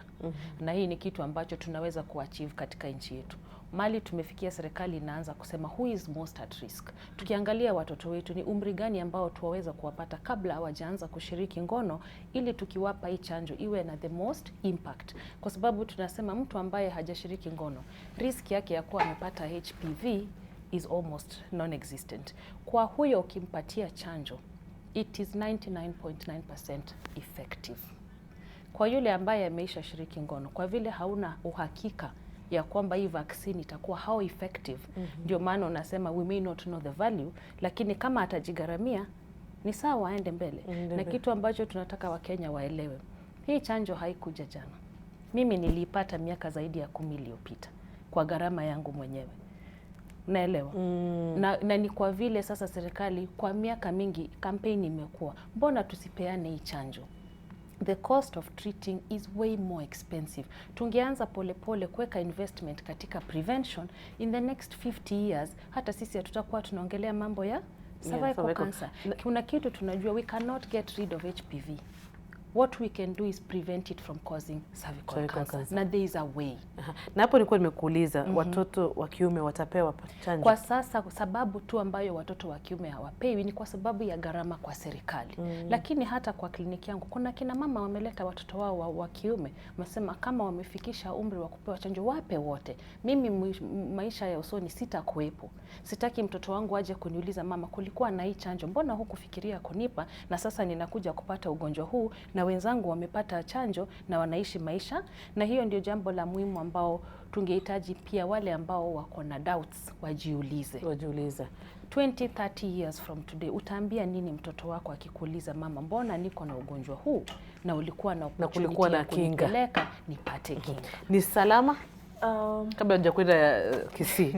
Ndio, na ningependa tu kuongezea taratibu zote za chanjo ambapo zinapatianwa kwa nchi yoyote zimeidhinishwa na shirika kuu la afya WHO, na lazima hizi chanjo ziwe zimepelekwa kwa maabara maabara kuu ulimwenguni na pia katika nchi, tukaziangalia zikastahishwa kwamba ziko salama. Pia kuna kanuni ya hilo shirika la WHO kwamba mtoto yoyote kike ama kiume kati ya miaka 9 mpaka 14 anatakana kupawa. Lakini je, ndio tunasema we kama ambao unakuja kupata ile chanjo wapata kwa bure. Kwako ni kwa bure, lakini kwa serikali ni gharama. Ile gharama ambao ungelipa pengine hiyo 5,000, 10,000 imegharamiwa na serikali. Kwa hivyo kile tunafanya hapa nchini ni kwamba kitu cha kwanza kuelimisha, kuhamasisha watu wajue cervical cancer ni nini, inaenezwa vipi, tuangalie maadili yetu ya kufanya tendo la mapenzi, tuwe waangalifu. Kwa hivyo kitu cha kwanza ni awareness, then education, tupate chanjo, tuangalie screening, na iwapo tutapata uko na zile dalili, pia early detection and treatment. Na tutazungumzia hayo kabla baada ya kutoka Kisii. Iwapo daktari Nyongesa nimepatikana niko na dalili za saratani, nini kinafuata baada ya hapo? Lakini kwa sasa twende Kisii kwa Janet Nyamwamu atueleze mengi kutoka kaunti hii.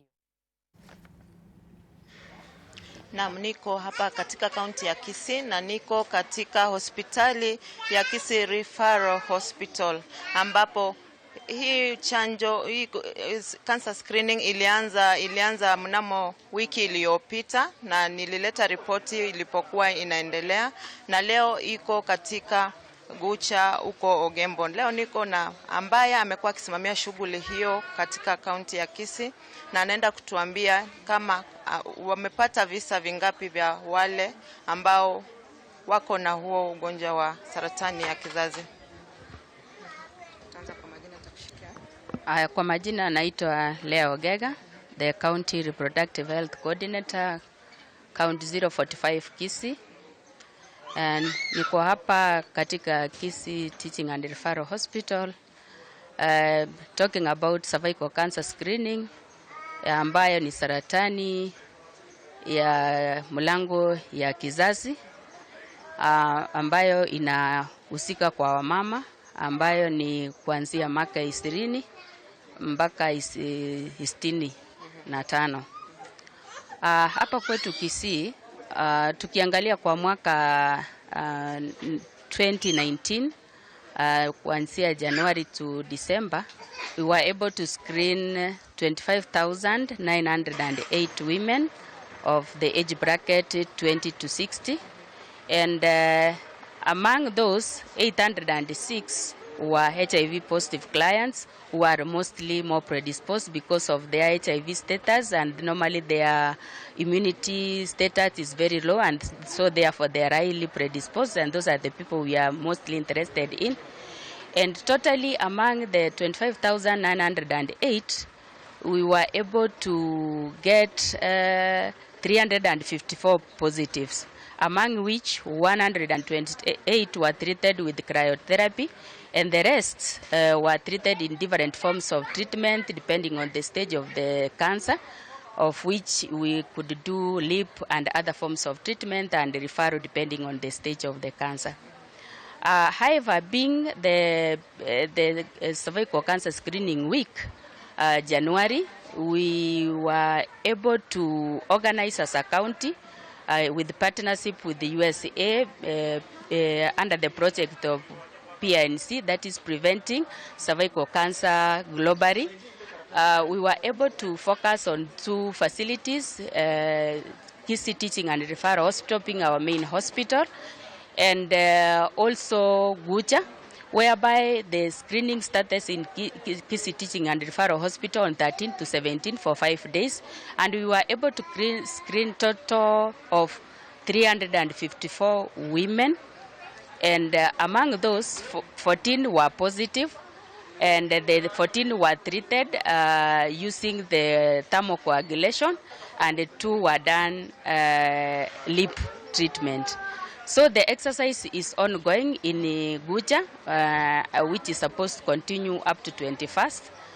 And up to this moment, we have been able to screen in Guja around 300 women up to this moment, and we are optimistic that we are going to screen more.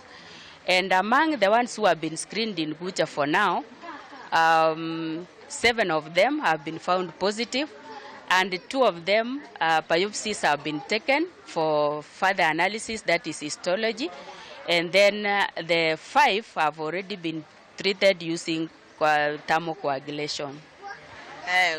Wanawake wanakuja katika kuangaliwa ama wanaogopa kwa kulingana na nyinyi madaktari? Okay, wanawake hawaogopi kukuja kutibiwa, ni vile hawakuwa na hiyo awareness earlier before, but as time goes wanaendelea kupata hiyo ufahamu na wanaendelea kukuja. And the watu wetu pia, our healthcare service providers are doing a lot to be able to make sure that our people are aware. They are using the health community health frontiers at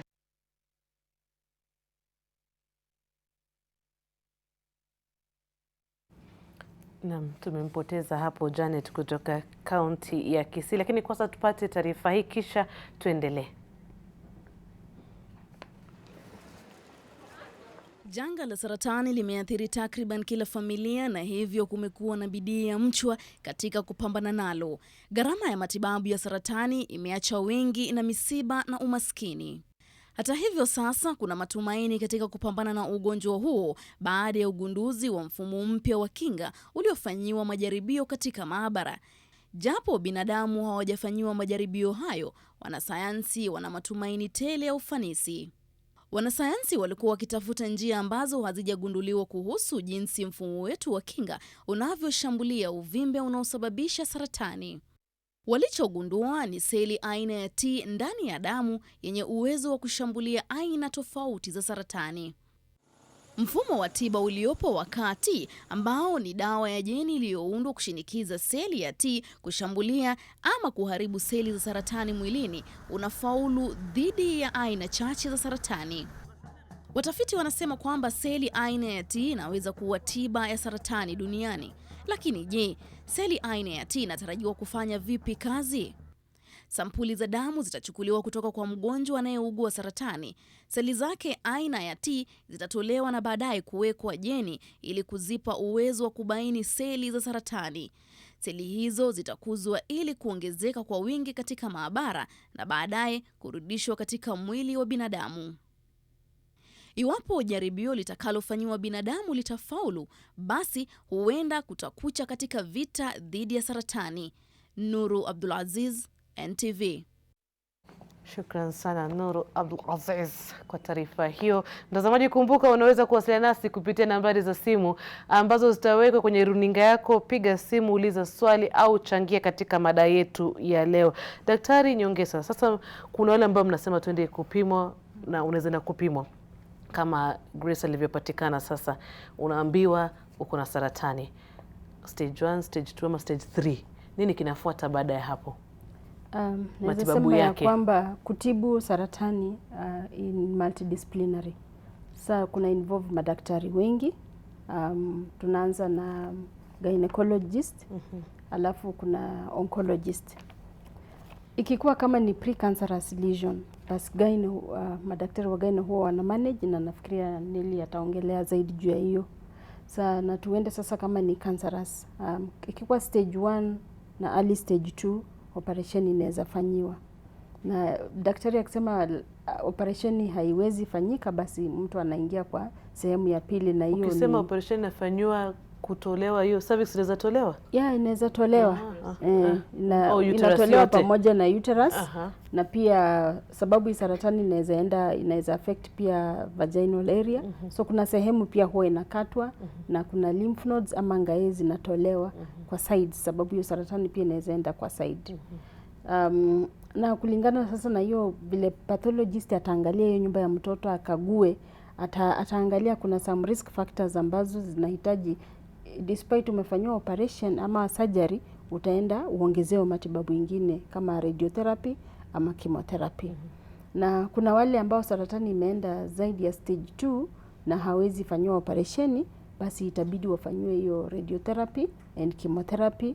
After that inaitwa brachytherapy, ni internal treatment. Hiyo brachytherapy ndo nini? Ni ni internal treatment ambayo daktari wanaingiza tuseme vifaa vingine ambazo zinachoma saratani from the inside. Wanaweka, alafu baadaye after a few minutes ya kutibiwa wataenda kuitoa. Na apart from kutibu tu saratani yenyewe, pia kuna complications zinaletwa na saratani.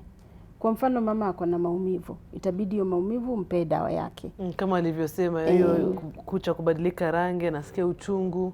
Yes, pia kuna side effect ya matibabu yenyewe. Pia kuna ukosefu wa damu kwa mwili. One of the symptoms ya hii saratani wa mama wengi wanasema ni bleeding. Sasa huyu mama akikuja hospitali huwa damu labda iko chini, itabidi utibu. Na kwa kibahati mbaya labda umechelewa kufika hospitali, hiyo saratani imeaffect, imeblock figo. Wamama wengi wanapata kidney failure, yani figo zinaharibika. Zikiharibika itabidi ufanyiwe dialysis, ama kuna operation nyingine ya kudivert hiyo mkojo kama imefungania kule. Gharama yake huwa chini. Ikifika hiyo stage 3 na 4, hizo complication nazo ni mingi, na gharama ya kutibu complication hata wakati mwingi inazidi gharama ya kutibu saratani yenyewe. Na daktari kwa kuongezea? Vile alivyokuwa akisema kuwa haswa sana kwa upande kwa wale kwa wagonjwa wengi ambao tunafanya screening, utapata kuwa wale ambao tutapata wako na abnormalities. Abnormality haimaanishi kuwa uko na kansa. Kuna ile tunaita pre-cancer change. Na hiyo ikitibiwa mwili unarudi kawaida. Haukuwa umepata kansa, na tukitibu hiyo mabadiliko ambayo tunaona kwa service, tunazuia hiyo progression ya haya mabadiliko kuelekea kuwa kansa. Na hiyo ni matibabu ambayo yako very minimal, yatafanywa hapo kwa outpatient, mtu halali hospitali. Na kuna aina mbili, kuna hiyo kama umesikia wakieleza kuwa huwa unachoma hiyo sehemu ambayo sio ya kawaida, ama kuna ile ambayo tunafanya ambayo unaikata. Ni kama kuchonga hiyo sehemu ya uzazi ya nje, kutoa ile sehemu ambayo sio ya kawaida. Na mwili hupona na ile lining inarudi kawaida, na baada ya hapo tunaendelea na screening kama kawaida kwa kila mwaka. Ni muhimu kujua kwa wagonjwa ambao wako na HIV, hii ni part of HIV care, ya kwamba screening yao ni kila mwaka, kwa sababu kwao progression into cancer is very rapid. Sio kama mtu ambaye afya yake iko sawa, ambayo utasema kuwa anaweza kuchukua miaka 5, 10, 20 ndio iwe kansa. Kwa wao hata mwaka moja complete. Kwa wale ambao wanapata saratani ya stage 1 na stage 2A, kuna wale ambao tunasema waweza kufanyiwa operesheni, na hiyo operesheni sasa itafanywa na madaktari wa kina mama. Na ni muhimu kwa kina mama kuelewa kuwa kuna wakati utaona daktari atakwambia ndio mimi ni gynecologist, lakini ninakutuma referral kwa kuna wale tunaita subspecialists ambao sasa tunaita gynecologic oncologists. Kwa muda mrefu hatukuwa na wengi, lakini saa hizi kichuo kikuu cha Moi University kimeanza kufunza madaktari wetu nyumbani, na tumeanza kuwa na wengi ambao wanaendelea kuongezeka kushughulikia kina mama. Kwa hivyo saa hizi ukiangalia nchini, ukienda Garissa tuko na daktari mmoja huko anaweza kufanya operesheni, ukienda Kisumu kuna daktari huko, ukienda Moi University, Moi Teaching and Referral, ndio masomo ya maendelea, ukija Kenyatta. Sasa sio kama kawaida kwa kitambo tulikuwa tunasema kila mgonjwa aende Nairobi, aende wapi. Tumeanza kuleta matibabu karibu na wagonjwa wetu wasiweze kusafiri mbali. Na unapata hiyo operation ni muhimu ifanywe as fast as possible. Kila siku inapita, kansa inaendelea kuongezeka. Na leo utakuwa stage 2, tukichelewesha surgery mwezi moja itakuwa imepita uwezekano wa kupasuliwa.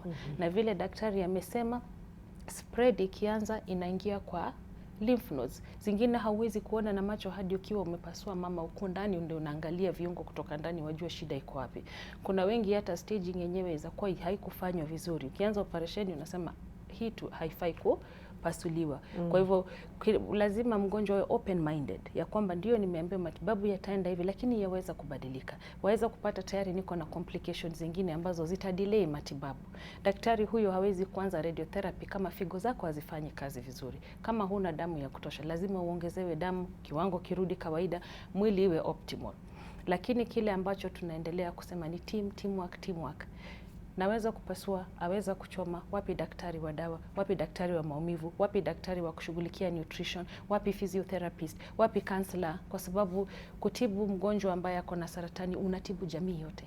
Hautibu mtu mmoja. Mama akiongea hapa ako na watoto, na ndipo sasa nataka kumuuliza mama, maisha yako yalibadilika vipi? Maisha yangu ilibadilika wakati niligojeka. Niliona haki niwasaidie wale wamegojeka. mimi maisha yangu inaendelea hivyo. Niliungana na vikundi na natangaza hiyo ugonjwa, naambia watu wapimwe wote. Hata hiyo kikundi tunasaidiana sana. Ukiwa na pesa unawasaidia. Tuko na founder wetu anaitwa Veronica. Huyo ndio anatusaidia sana. Hata tumeungana, tunafanya walk, tusaidiane, tusaidie wale wagonjwa. Wamegojeka sana. Tunawasaidia kabisa. Na mnawazungumzia. Tunawazungumzia, wasijali, watapona. Ukiendelea na matibabu, unapona. Ubaya ni kunyamaza.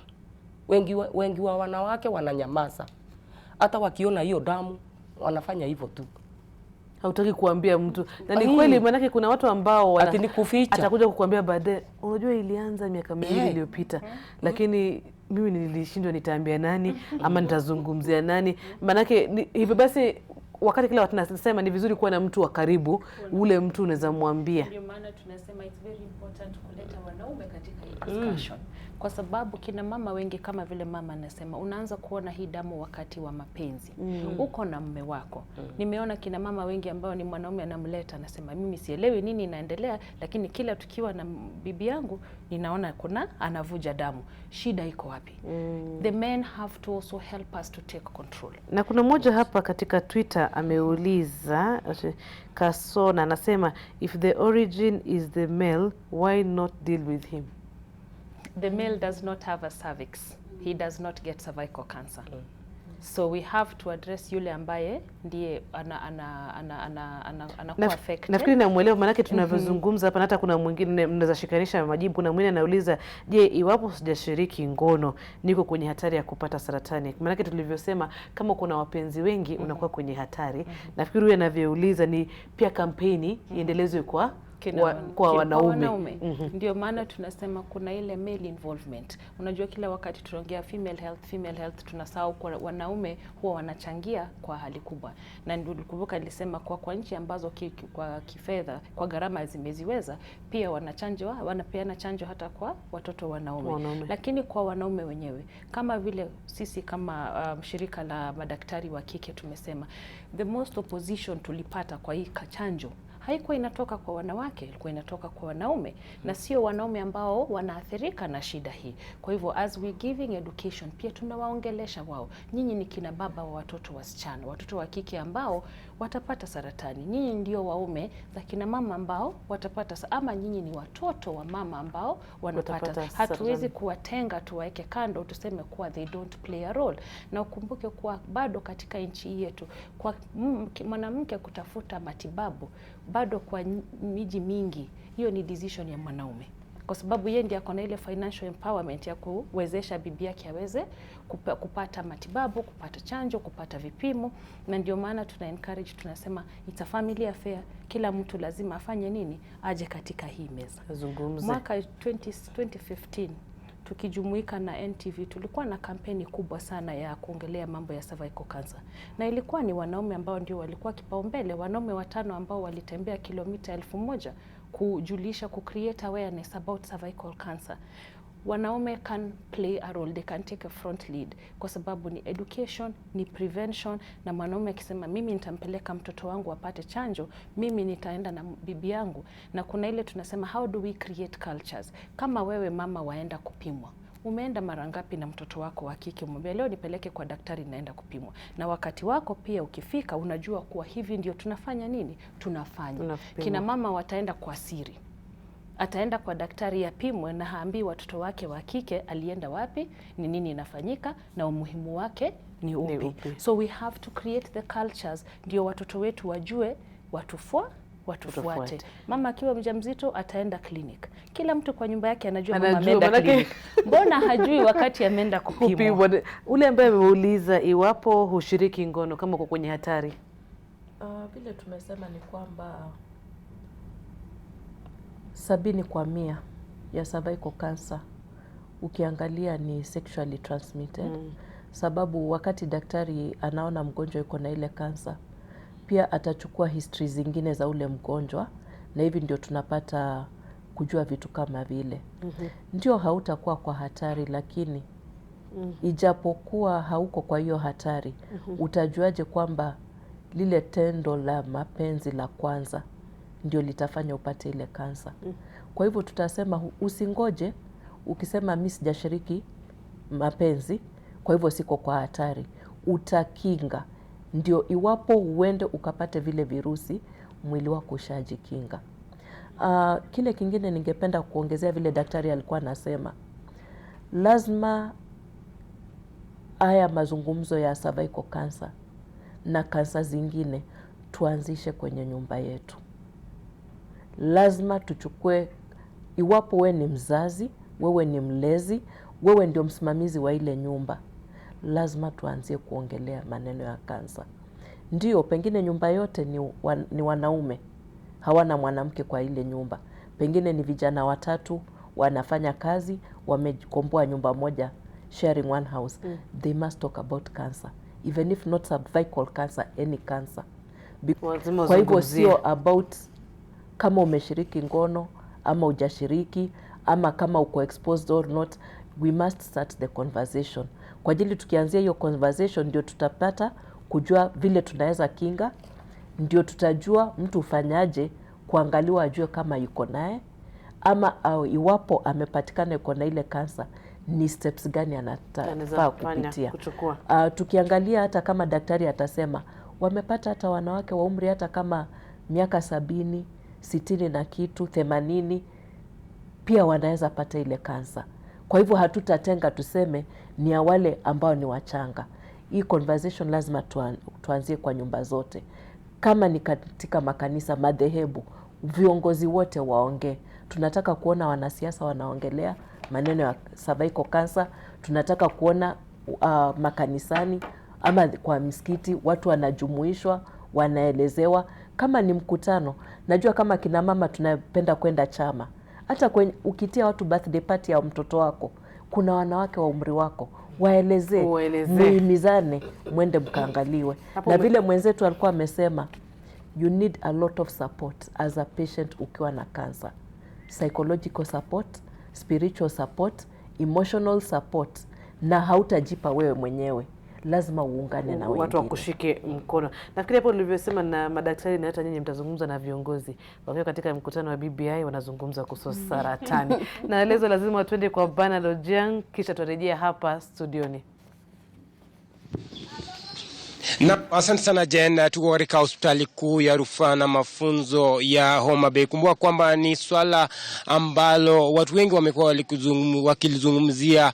Tunalizungumzia ugonjwa wa saratani wa kizazi. Kumbuka kwamba ni ugonjwa ambao umeweza kuangamiza maisha wengi sana. Hapo mwaka jana tuliweza kuona tumepoteza viongozi wengi humu nchini na vile vile wa Kenya. Na kando yangu vile unavyoona niko na baadhi ya madaktari wa huduma wa afya katika hospitali hii ambao watatueleza ni mikakati gani ambayo kwa sasa wameweka kuhakikisha kwamba wanasaidia kina mama wanaougua ugonjwa huu. Utaanza kwa majina, waitwa nani? Naitwa kutoka Homa Bay County Referral. So ugonjwa wa saratani wa mlango wa kizazi imekuwa changamoto sana kwa changamoto kubwa inakuwa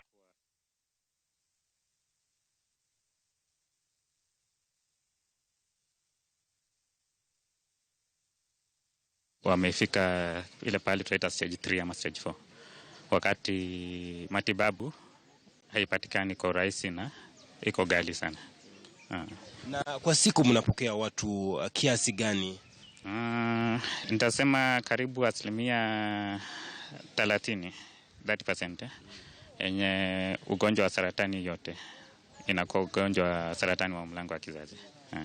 Na hii inafanyika sana sana huko kwa maternity na gynae ward. Naam, hapa mashinani tunaambiwa kwamba wakina mama wengi bado hawajapata ile nafasi ya kufika katika hospitali kujua hali yao, tukizungumzia swala la saratani. Kwa majina naitwa Dr. Brian. Na kwa kusema ukweli, ili shida la saratani ya mlango wa kizazi kwa kiafya inastahili kuwa all women of childbearing age wanafaa kuwa wanakuja wanafanyiwa screening at least once a year. lakini kwa mara mingi hawa wakina dada zetu na kina mama zetu hawaji. Sasa wanangoja mpaka ugonjwa umeshaenea, by the time anakuja hospitali imeshakuwa stage ambayo kuna maneno kidogo sana tunaweza fanya kuwasaidia. So hawaendi for the screening. They should go for at least wafanyiwe kitu inaitwa pap smear, ndio ikipatikana mapema tuwaweza kusaidia. Lakini wanakuja kama imeshachelewa. Hiyo ndio hasa mashinani. Inasemekana nyinyi kama wahudumu wa afya katika hospitali hii mmeweza kuweka mikakati kuhakikisha kwamba mnawafikia wale kina mama kule mashinani. Juhudi gani hapo mwingine mmeweza kuweka? Hivi sasa katika kaunti yetu hili tuna screening inafanywa kwa upande wa maternal and child health clinic kwa kina mama pale mahali wanafanyiwa family planning. Kuna VI screening tunaona ikipatikana mapema tuachukua sample, lakini changamoto kubwa ni hata tukichukua ili sample hatuna mali yaweza pimwa hapa. We don't have a pathologist, we don't have a pathology lab. So inabidi tunawatuma mpaka watume samples Eldoret, na unapata watu wengi mashinani hawana hiyo pesa. So hata ukifanya hiyo screening utoe hiyo sample umtume nayo, hana pesa ya kufikisha Eldoret, ndio tugundue mapema tuone vile tunaweza kumsaidia. Hiyo ndio changamoto. Inasema mmekuwa mkipoteza watu hapa. Na ujumbe gani mmeweza pengine mama amefika eneo hili kwa hospitali kutafuta usaidizi, ujumbe gani mnaweza kuwapatia? Ujumbe wenye huwa tunawapatia mara mingi, because wengi hukuja kama imeshachelewa, so huwa tunawapeleka pale inaitwa hospice, na county yenyewe hatuna hospice So hata mara mingi watu wanaenda Kisumu, Eldoret, wengine hadi Kenyatta. Na hii yote inaweza badilishwa na vile alisema daktari mwenzangu, kuwa na pathology lab na pia kuwa na oncologist. Oncologist ni madaktari wamesomea kutibu saratani. Naam, asante sana Jen, umeweza kusikiza kutoka kwa madaktari kutoka hospitali kuu ya rufaa na mafunzo hapa Homa Bay. Wanasema kwamba changamoto kuu ni watu wengi akina mama hawajajitolea kuja katika hospitali kujua hali zao za ugonjwa huu wa saratani za uzazi, na wanasema kwamba kwa sasa wameweka mikakati kuhakikisha kwamba wanatembea vijijini kuhamasisha akina mama, kuhamasisha wazee ili waweze kuhimiza watu wao wafike katika vifaa vya afya humu nchini, hasa katika jimbo hili la Homa Bay. Kwako. Asante sana Bana Rajongo hiyo katika kaunti hiyo ya Homa Bay. Manake muda umeyoyoma. Tukimalizia tu nitaanza na Mother Grace. Kwa watazamaji wetu ambao wanatazama, utawaambia nini kuhusu saratani, hasa tukizingatia kwamba wewe ulipitia haya yote na ukaweza kutibiwa na umepona? Mimi ningetaka kuambia watu wale wananiangalia waende wapimwe. Wasigoje ati mpaka iende wapimwe, wakipimwa. Na tena kuungana na vikundi. Join groups. Sasa hata mimi nimejoin group ya Ready Hope na ipenda sana. Tunasaidiana sana. Nimekuta wagonjwa wengi sana hapa na waisaidia sana. Hata tuko na walk tunaenda na tunachanga pesa ya kusaidia hawa wagonjwa. Asante. Ningetaka kumwambia wale wanagojeka wasiende kukunywa hiyo dawa za miti. Watitumie dawa za miti, watakufa. Waende hospitali straight, wasikunywe hiyo dawa za miti ama kwa witch doctors. Mimi najua wengi wanatumia dawa za miti na wanakufa. Waende hospitali, tuko na madaktari wetu hapa, na watibiwe.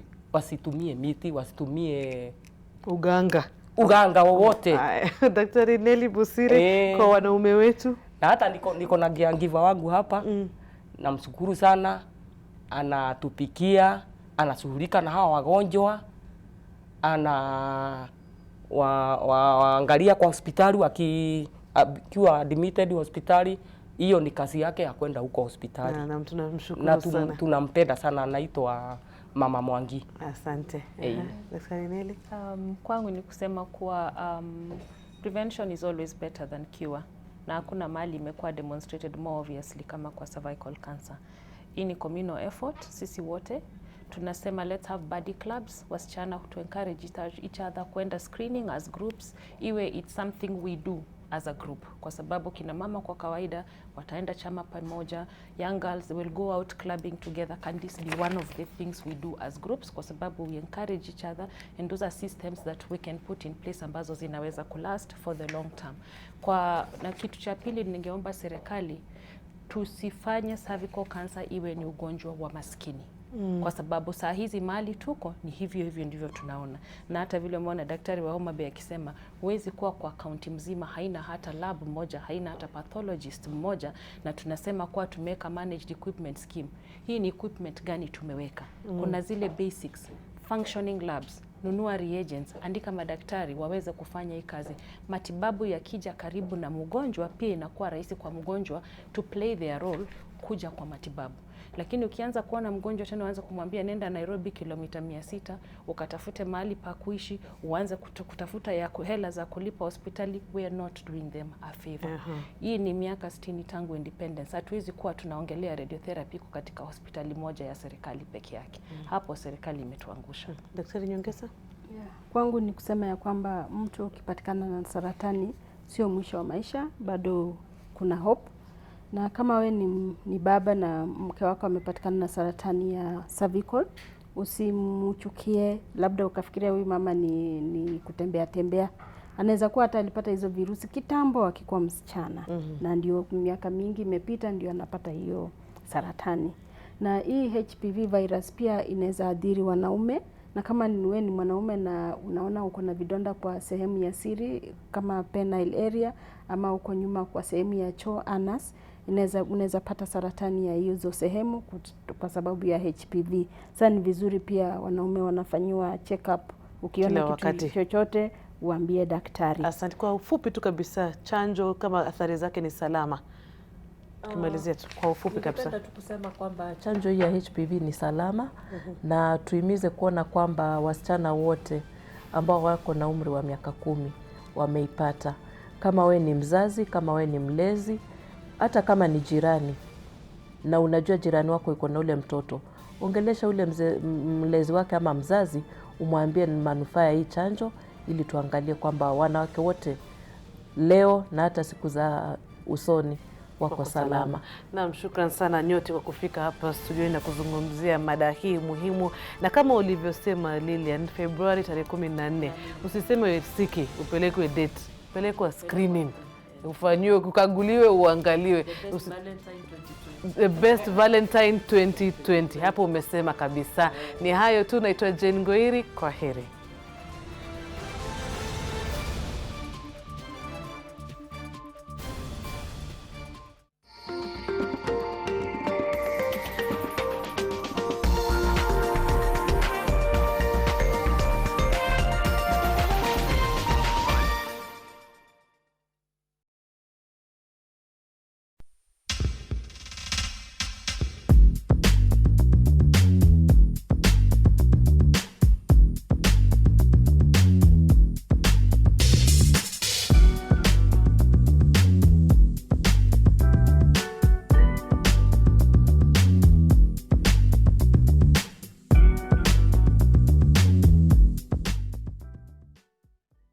Looking to enjoy sumptuous meals and drinks at affordable rates? Welcome to Nasco's. Our diverse menu gives you a variety to choose from. Visit us at Veteran House 4th floor, Moi Avenue, or along Mombasa Road at the Nation Printing Press Center. We offer outside catering service and do home and office deliveries. For inquiries or to place an order, call 0700-613-902 or email info@nascos.co.ke. Nation Staff Consumer Society Limited. Enjoy our hospitality. This week on Lit 360. Wine your body, oh wine your body, nipe vibe legeza kiuno. Oh wine your body, oh baby wine your body, rieni dance floor katika na mio. Place a more shop so the rubber bum bum. Some more bit with so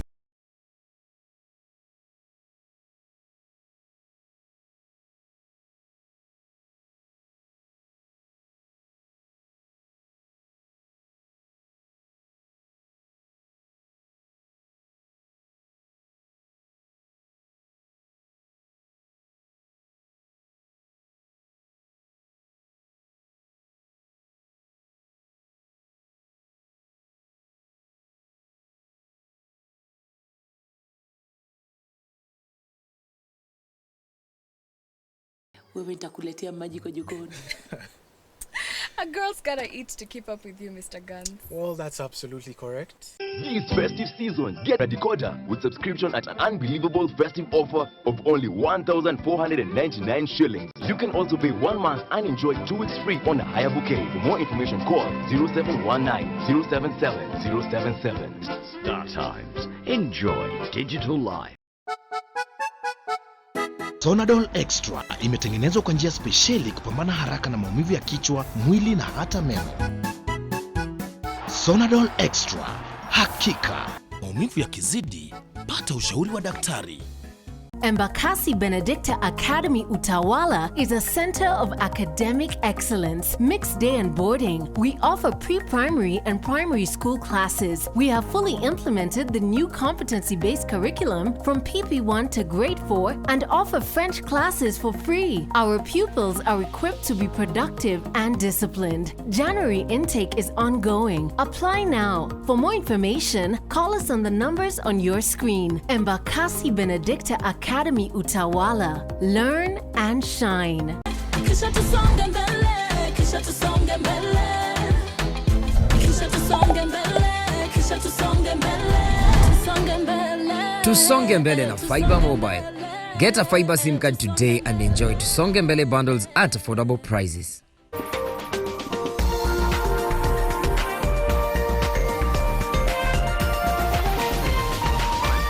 This is NTV.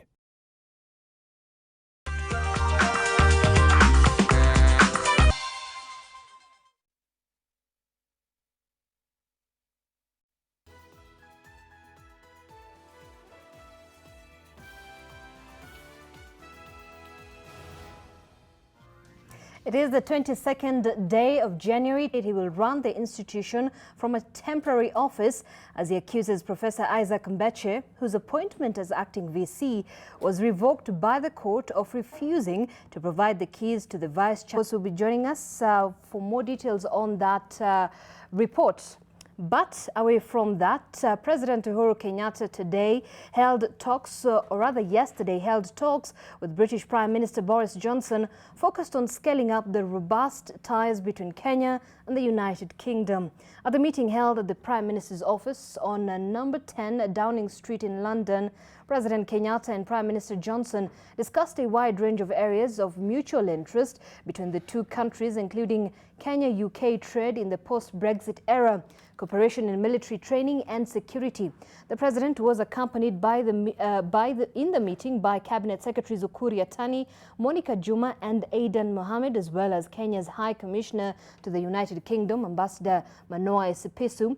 On Monday, Kenya is reported to have sealed deals worth 171 billion shillings at the UK Africa Investment Summit.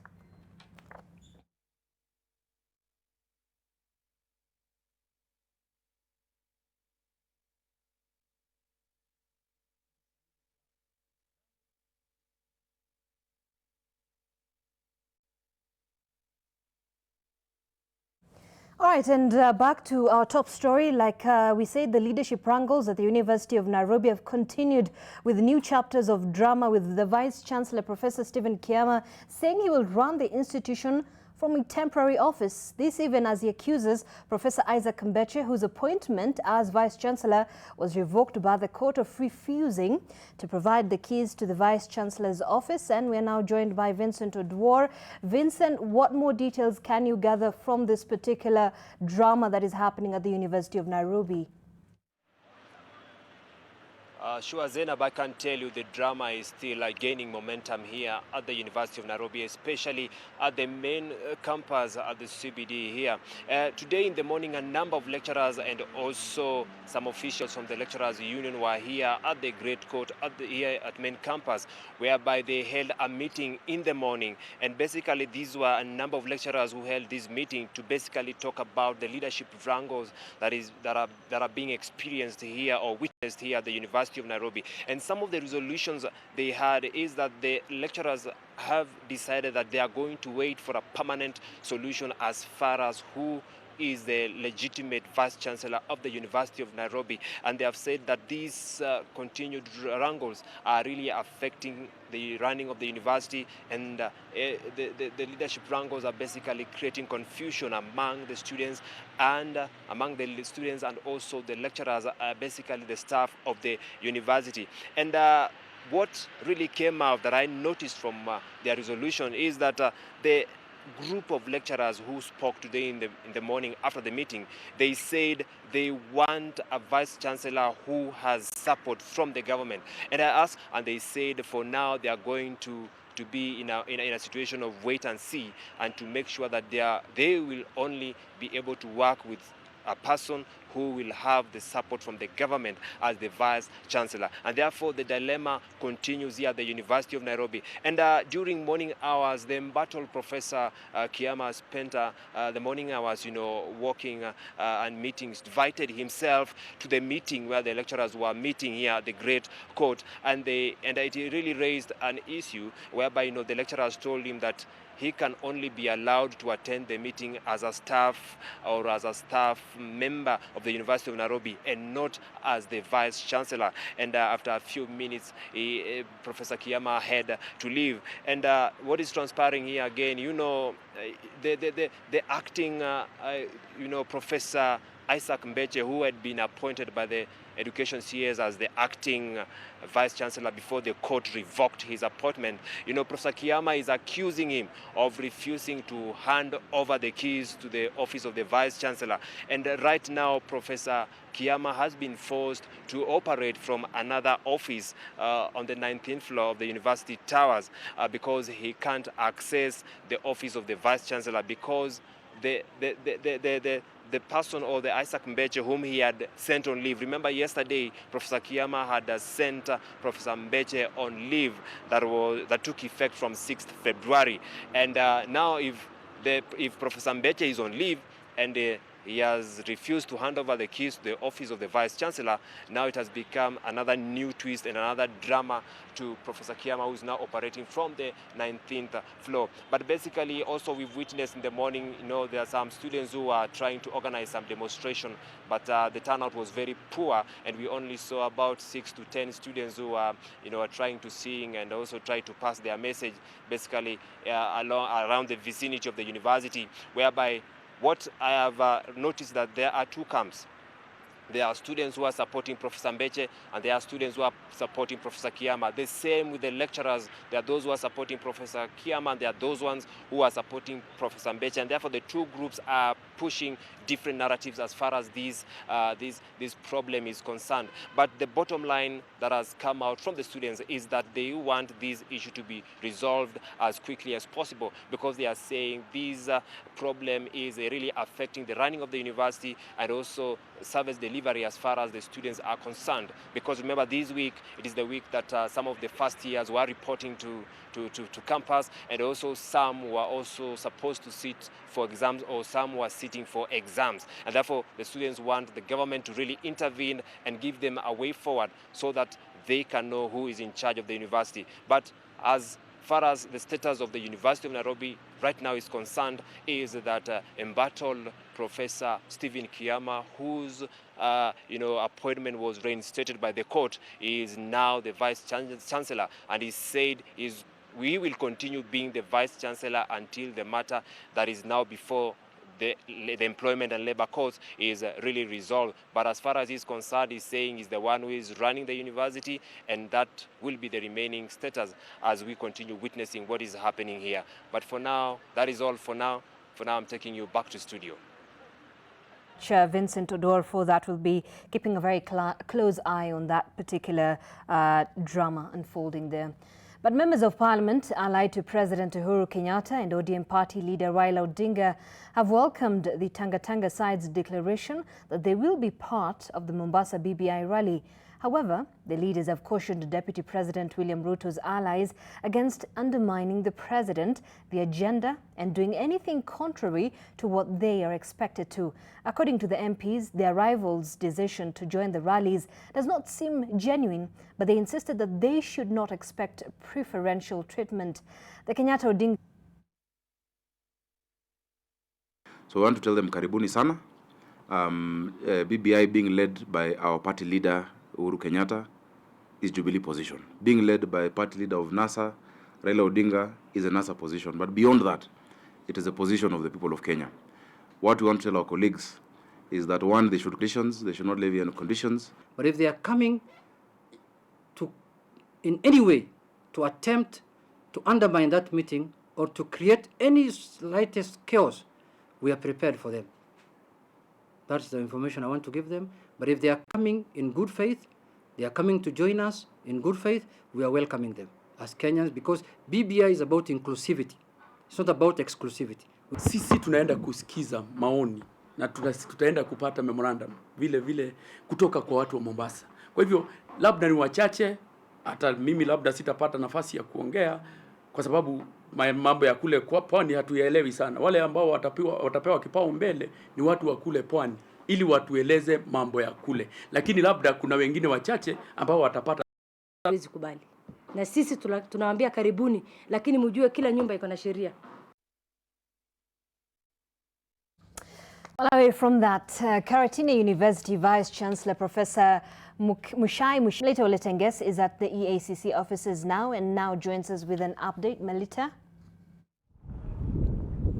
Yes, indeed, Zainab, as you've rightly put it, the Vice-Chancellor of Karatina University, Mushai Mushiri, is being grilled by the Ethics and Anti-Corruption Commission here in Nyeri at the regional offices. We understand that the Vice-Chancellor and his wife were summoned in the morning by the EACC officers concerning embezzlement of funds. It is not yet clear how much we're talking about here, but we understand that the Vice-Chancellor, together with his wife, Mushai, is currently being grilled by the Ethics and Anti-Corruption officers here in Nyeri. We understand that they are being questioned about an ongoing structure, that is a library that is being constructed in the university. They are saying that funds surrounding this construction have been embezzled by the Vice-Chancellor. And also we understand that they are being questioned about an issue of misconduct. The Vice-Chancellor, together with his wife, and an issue of misconduct. We understand that there have been allowances paid irregularly to both the wife and the Vice-Chancellor concerning her allowances, and we will be able to get the finer details of this session, this questioning by the EACC once we get a statement from the EACC officers. But at the moment we are outside the EACC regional offices here in Nyeri, just to waiting and hoping that maybe we will be able to get us an official statement from the EACC officers. But earlier on, Zainab, we were at the courts here in Nyeri, where ex-military man Major Peter Mugure was arraigned before court for mention. But quite an interesting and an unexpected twist, is that the prosecution saying that there has been an interference of witnesses in this case, and statements saying that the sister to Peter Mugure held there, and he tried to he actually got access to the co-accused and tried to convince him to recount his witness statement, saying that he should admit, saying that the statements he issued earlier were as a result of torture, and therefore recount his statement and say so that the other statement will be tabled before court. And this is something that was tabled before the judge Jairus Nga today at the Nyeri Law Courts,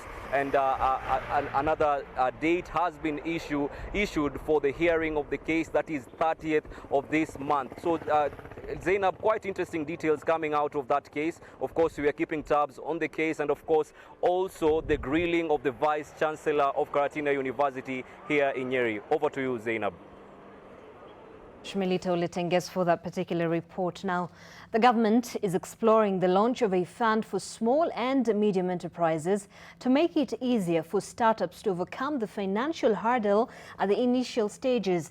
The size of the fund, which is aimed at assisting the SME sector, is yet to be determined. This was revealed during a forum to review the micro, small and medium enterprises policy, which was attended by representatives from both government and the private sector.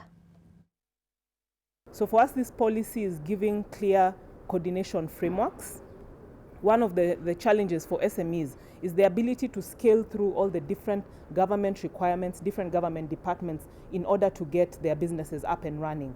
So the policy framework is seeking to improve that coordination and collaboration between the different government agencies. One of the challenges for SMEs, especially in manufacturing, is the affordability and the availability and access to finance. So this policy is also looking at dealing with that, and that is something that we are keen to look at. So government alive to this operationalize that fund. These regulations will be subjected to public participation again from next week throughout the country, and this kind of forum to look at those regulations and see how the SME will be accessing those funds, what are the levels, what will be the engagements, the thresholds, and is another array of another bulk of agenda that we will bring forth once we are subjecting those regulations to public participation.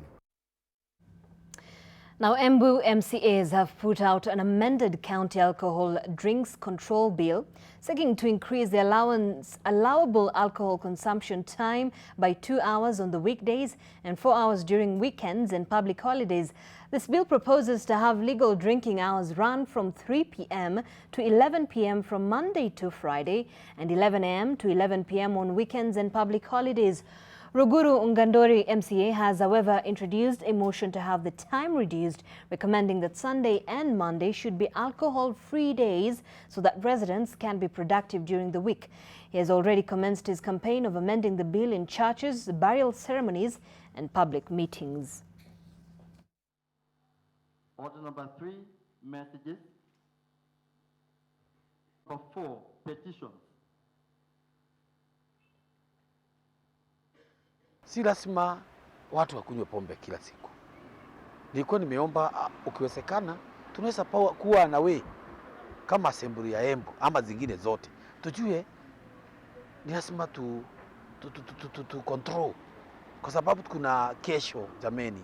Na mimi sisemi namna hii nikitaka kuwalipia watu kazi zao. Mtu akiwa na ile hangover hakuna kitu anaweza fanya. Wakisema watu wasikunywe pombe Sunday na Monday, hiyo itaudhuru business zingine za biashara za club. Sababu kuna club zingine ni restaurants na wanaendelea kukunywa sababu wametoka mbali. Kuwekea watu restrictions kwa mambo ya pombe, yeye itakuwa mzuri. Juu kitu yote tunaona ambayo iko na restrictions ndio watu upenda sana. Mimi ningeomba tu wakaaji wa Embu wakuwe tu na self discipline. All right, now Cabinet Secretary for Education George Magoha has been in Machakos County accompanying some students to school as the government pursues the 100% transition. Sharon Baranga joins us live with an update on that. Sharon? Thank you, Zainab. We are currently at Machakos County, and a few minutes ago we were with Education Cabinet Secretary Professor George Magoha, who's leading the campaign of achieving 100% transition of pupils who sat last year's KCPE exams to secondary schools. We started off with him at Choka Estate, which is close to Kayole in Nairobi, and we brought in a girl who was needy, who was still at home, who had not reported to school, and we brought the girl to Machakos Girls High School where she was admitted. Now this campaign is something that is spearheaded by Professor George Magoha himself and also government officials who are leading in various counties, just trying to go door to door, getting out the children who are supposed to be in school and taking them to school. The Education Cabinet Secretary directed all heads of schools to ensure that, and now I'm joined by the mother of Catherine, the girl who we picked from Choka Estate, and currently she is admitted at Machakos Girls High School. Stella, habari yako? Unaweza tueleza tu kwa ufupi, unajihisi vipi sasa mtoto amefikishwa shuleni, amesajiliwa na ataendelea na masomo? Mimi naweza sema kwa majina naitwa Stella. Nashukuru Mungu kwa sababu mtoto nilikuwa naye kwa nyumba, na kufikia asubuhi nikapigiwa simu nikaambiwa nijitayarishe, Professor George Magoha anakuja, tunaenda shule ya Machakos, na tumeenda, mtoto amechukuliwa kwa class. So niko tu na furaha, nasema Mungu ni mwema. Unaweza tueleza zile changamoto ambazo ulikuwa umepitia ukijaribu kutafuta karo ya Catherine? Changamoto ni mingi, unajua pia sina kazi. So nilikuwa tu nikifanya kibarua, niko na watoto watatu. Nikifanya hiyo kibarua naona tu sababu huyu hajajoin na kuna mwenye amejoin ako form 2 Nyeri St Paul. Nikaona tu kwanza ning'ang'ane na huyo na hivyo. Asante sana. Stella's story is a story that replicates a lot of families. A number of students have been coming out even in the different media houses just trying to see whether they are going to get sponsorship to schools. But the government say that they are going to ensure that each and every student who sat last year's KCPE is admitted in school, even in their quest to achieve the 100% transition. Back to you, Zainab. All right, thanks so much, Sharon Baranga there. Well, she will be bringing us a more detailed report later on. I'm going to take a very short break here on NTV at 1, but stay tuned. We still have a lot more we'll lined up for you.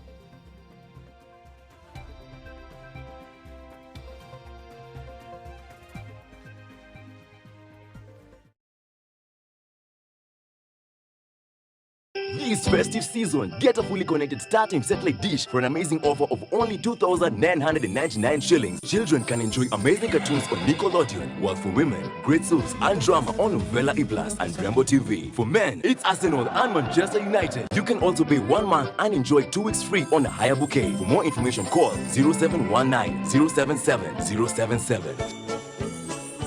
StarTimes. Enjoy digital life.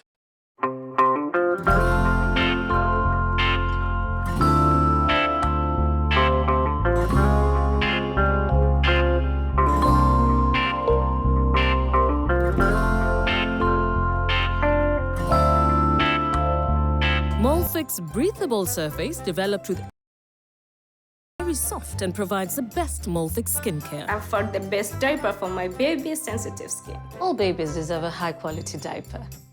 You should also try Molfix. Did you know?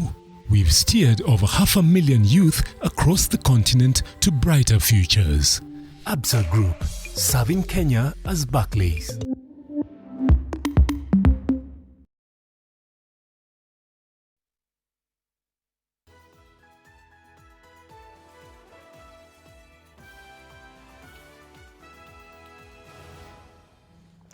All right, thank you so much for staying with us. You're watching NTV at 1. Now, 2 senior Kitui County government officials have been charged of irregular procurement of 5 trucks for transporting livestock and abuse of office. The 2 acting Trade and Cooperatives Chief Officer Francis Kialo and Head of Supply Chain Management Joshua Kalola Munyaka were arraigned before Kitui Chief Magistrate Stephen Mbugi. The magistrate released Kialo on a bond of 3 million shillings plus a surety of a similar amount or a cash bail of 1 million shillings. Munyaka, on the other hand, was ordered to be released on a 1 million shilling bond plus a similar surety of a 500,000 shilling cash bail. The accused officers were also barred from accessing county government offices pending trial and determination of the graft cases facing them. The case will be mentioned on February 12th, 2020 for pre-trial conference.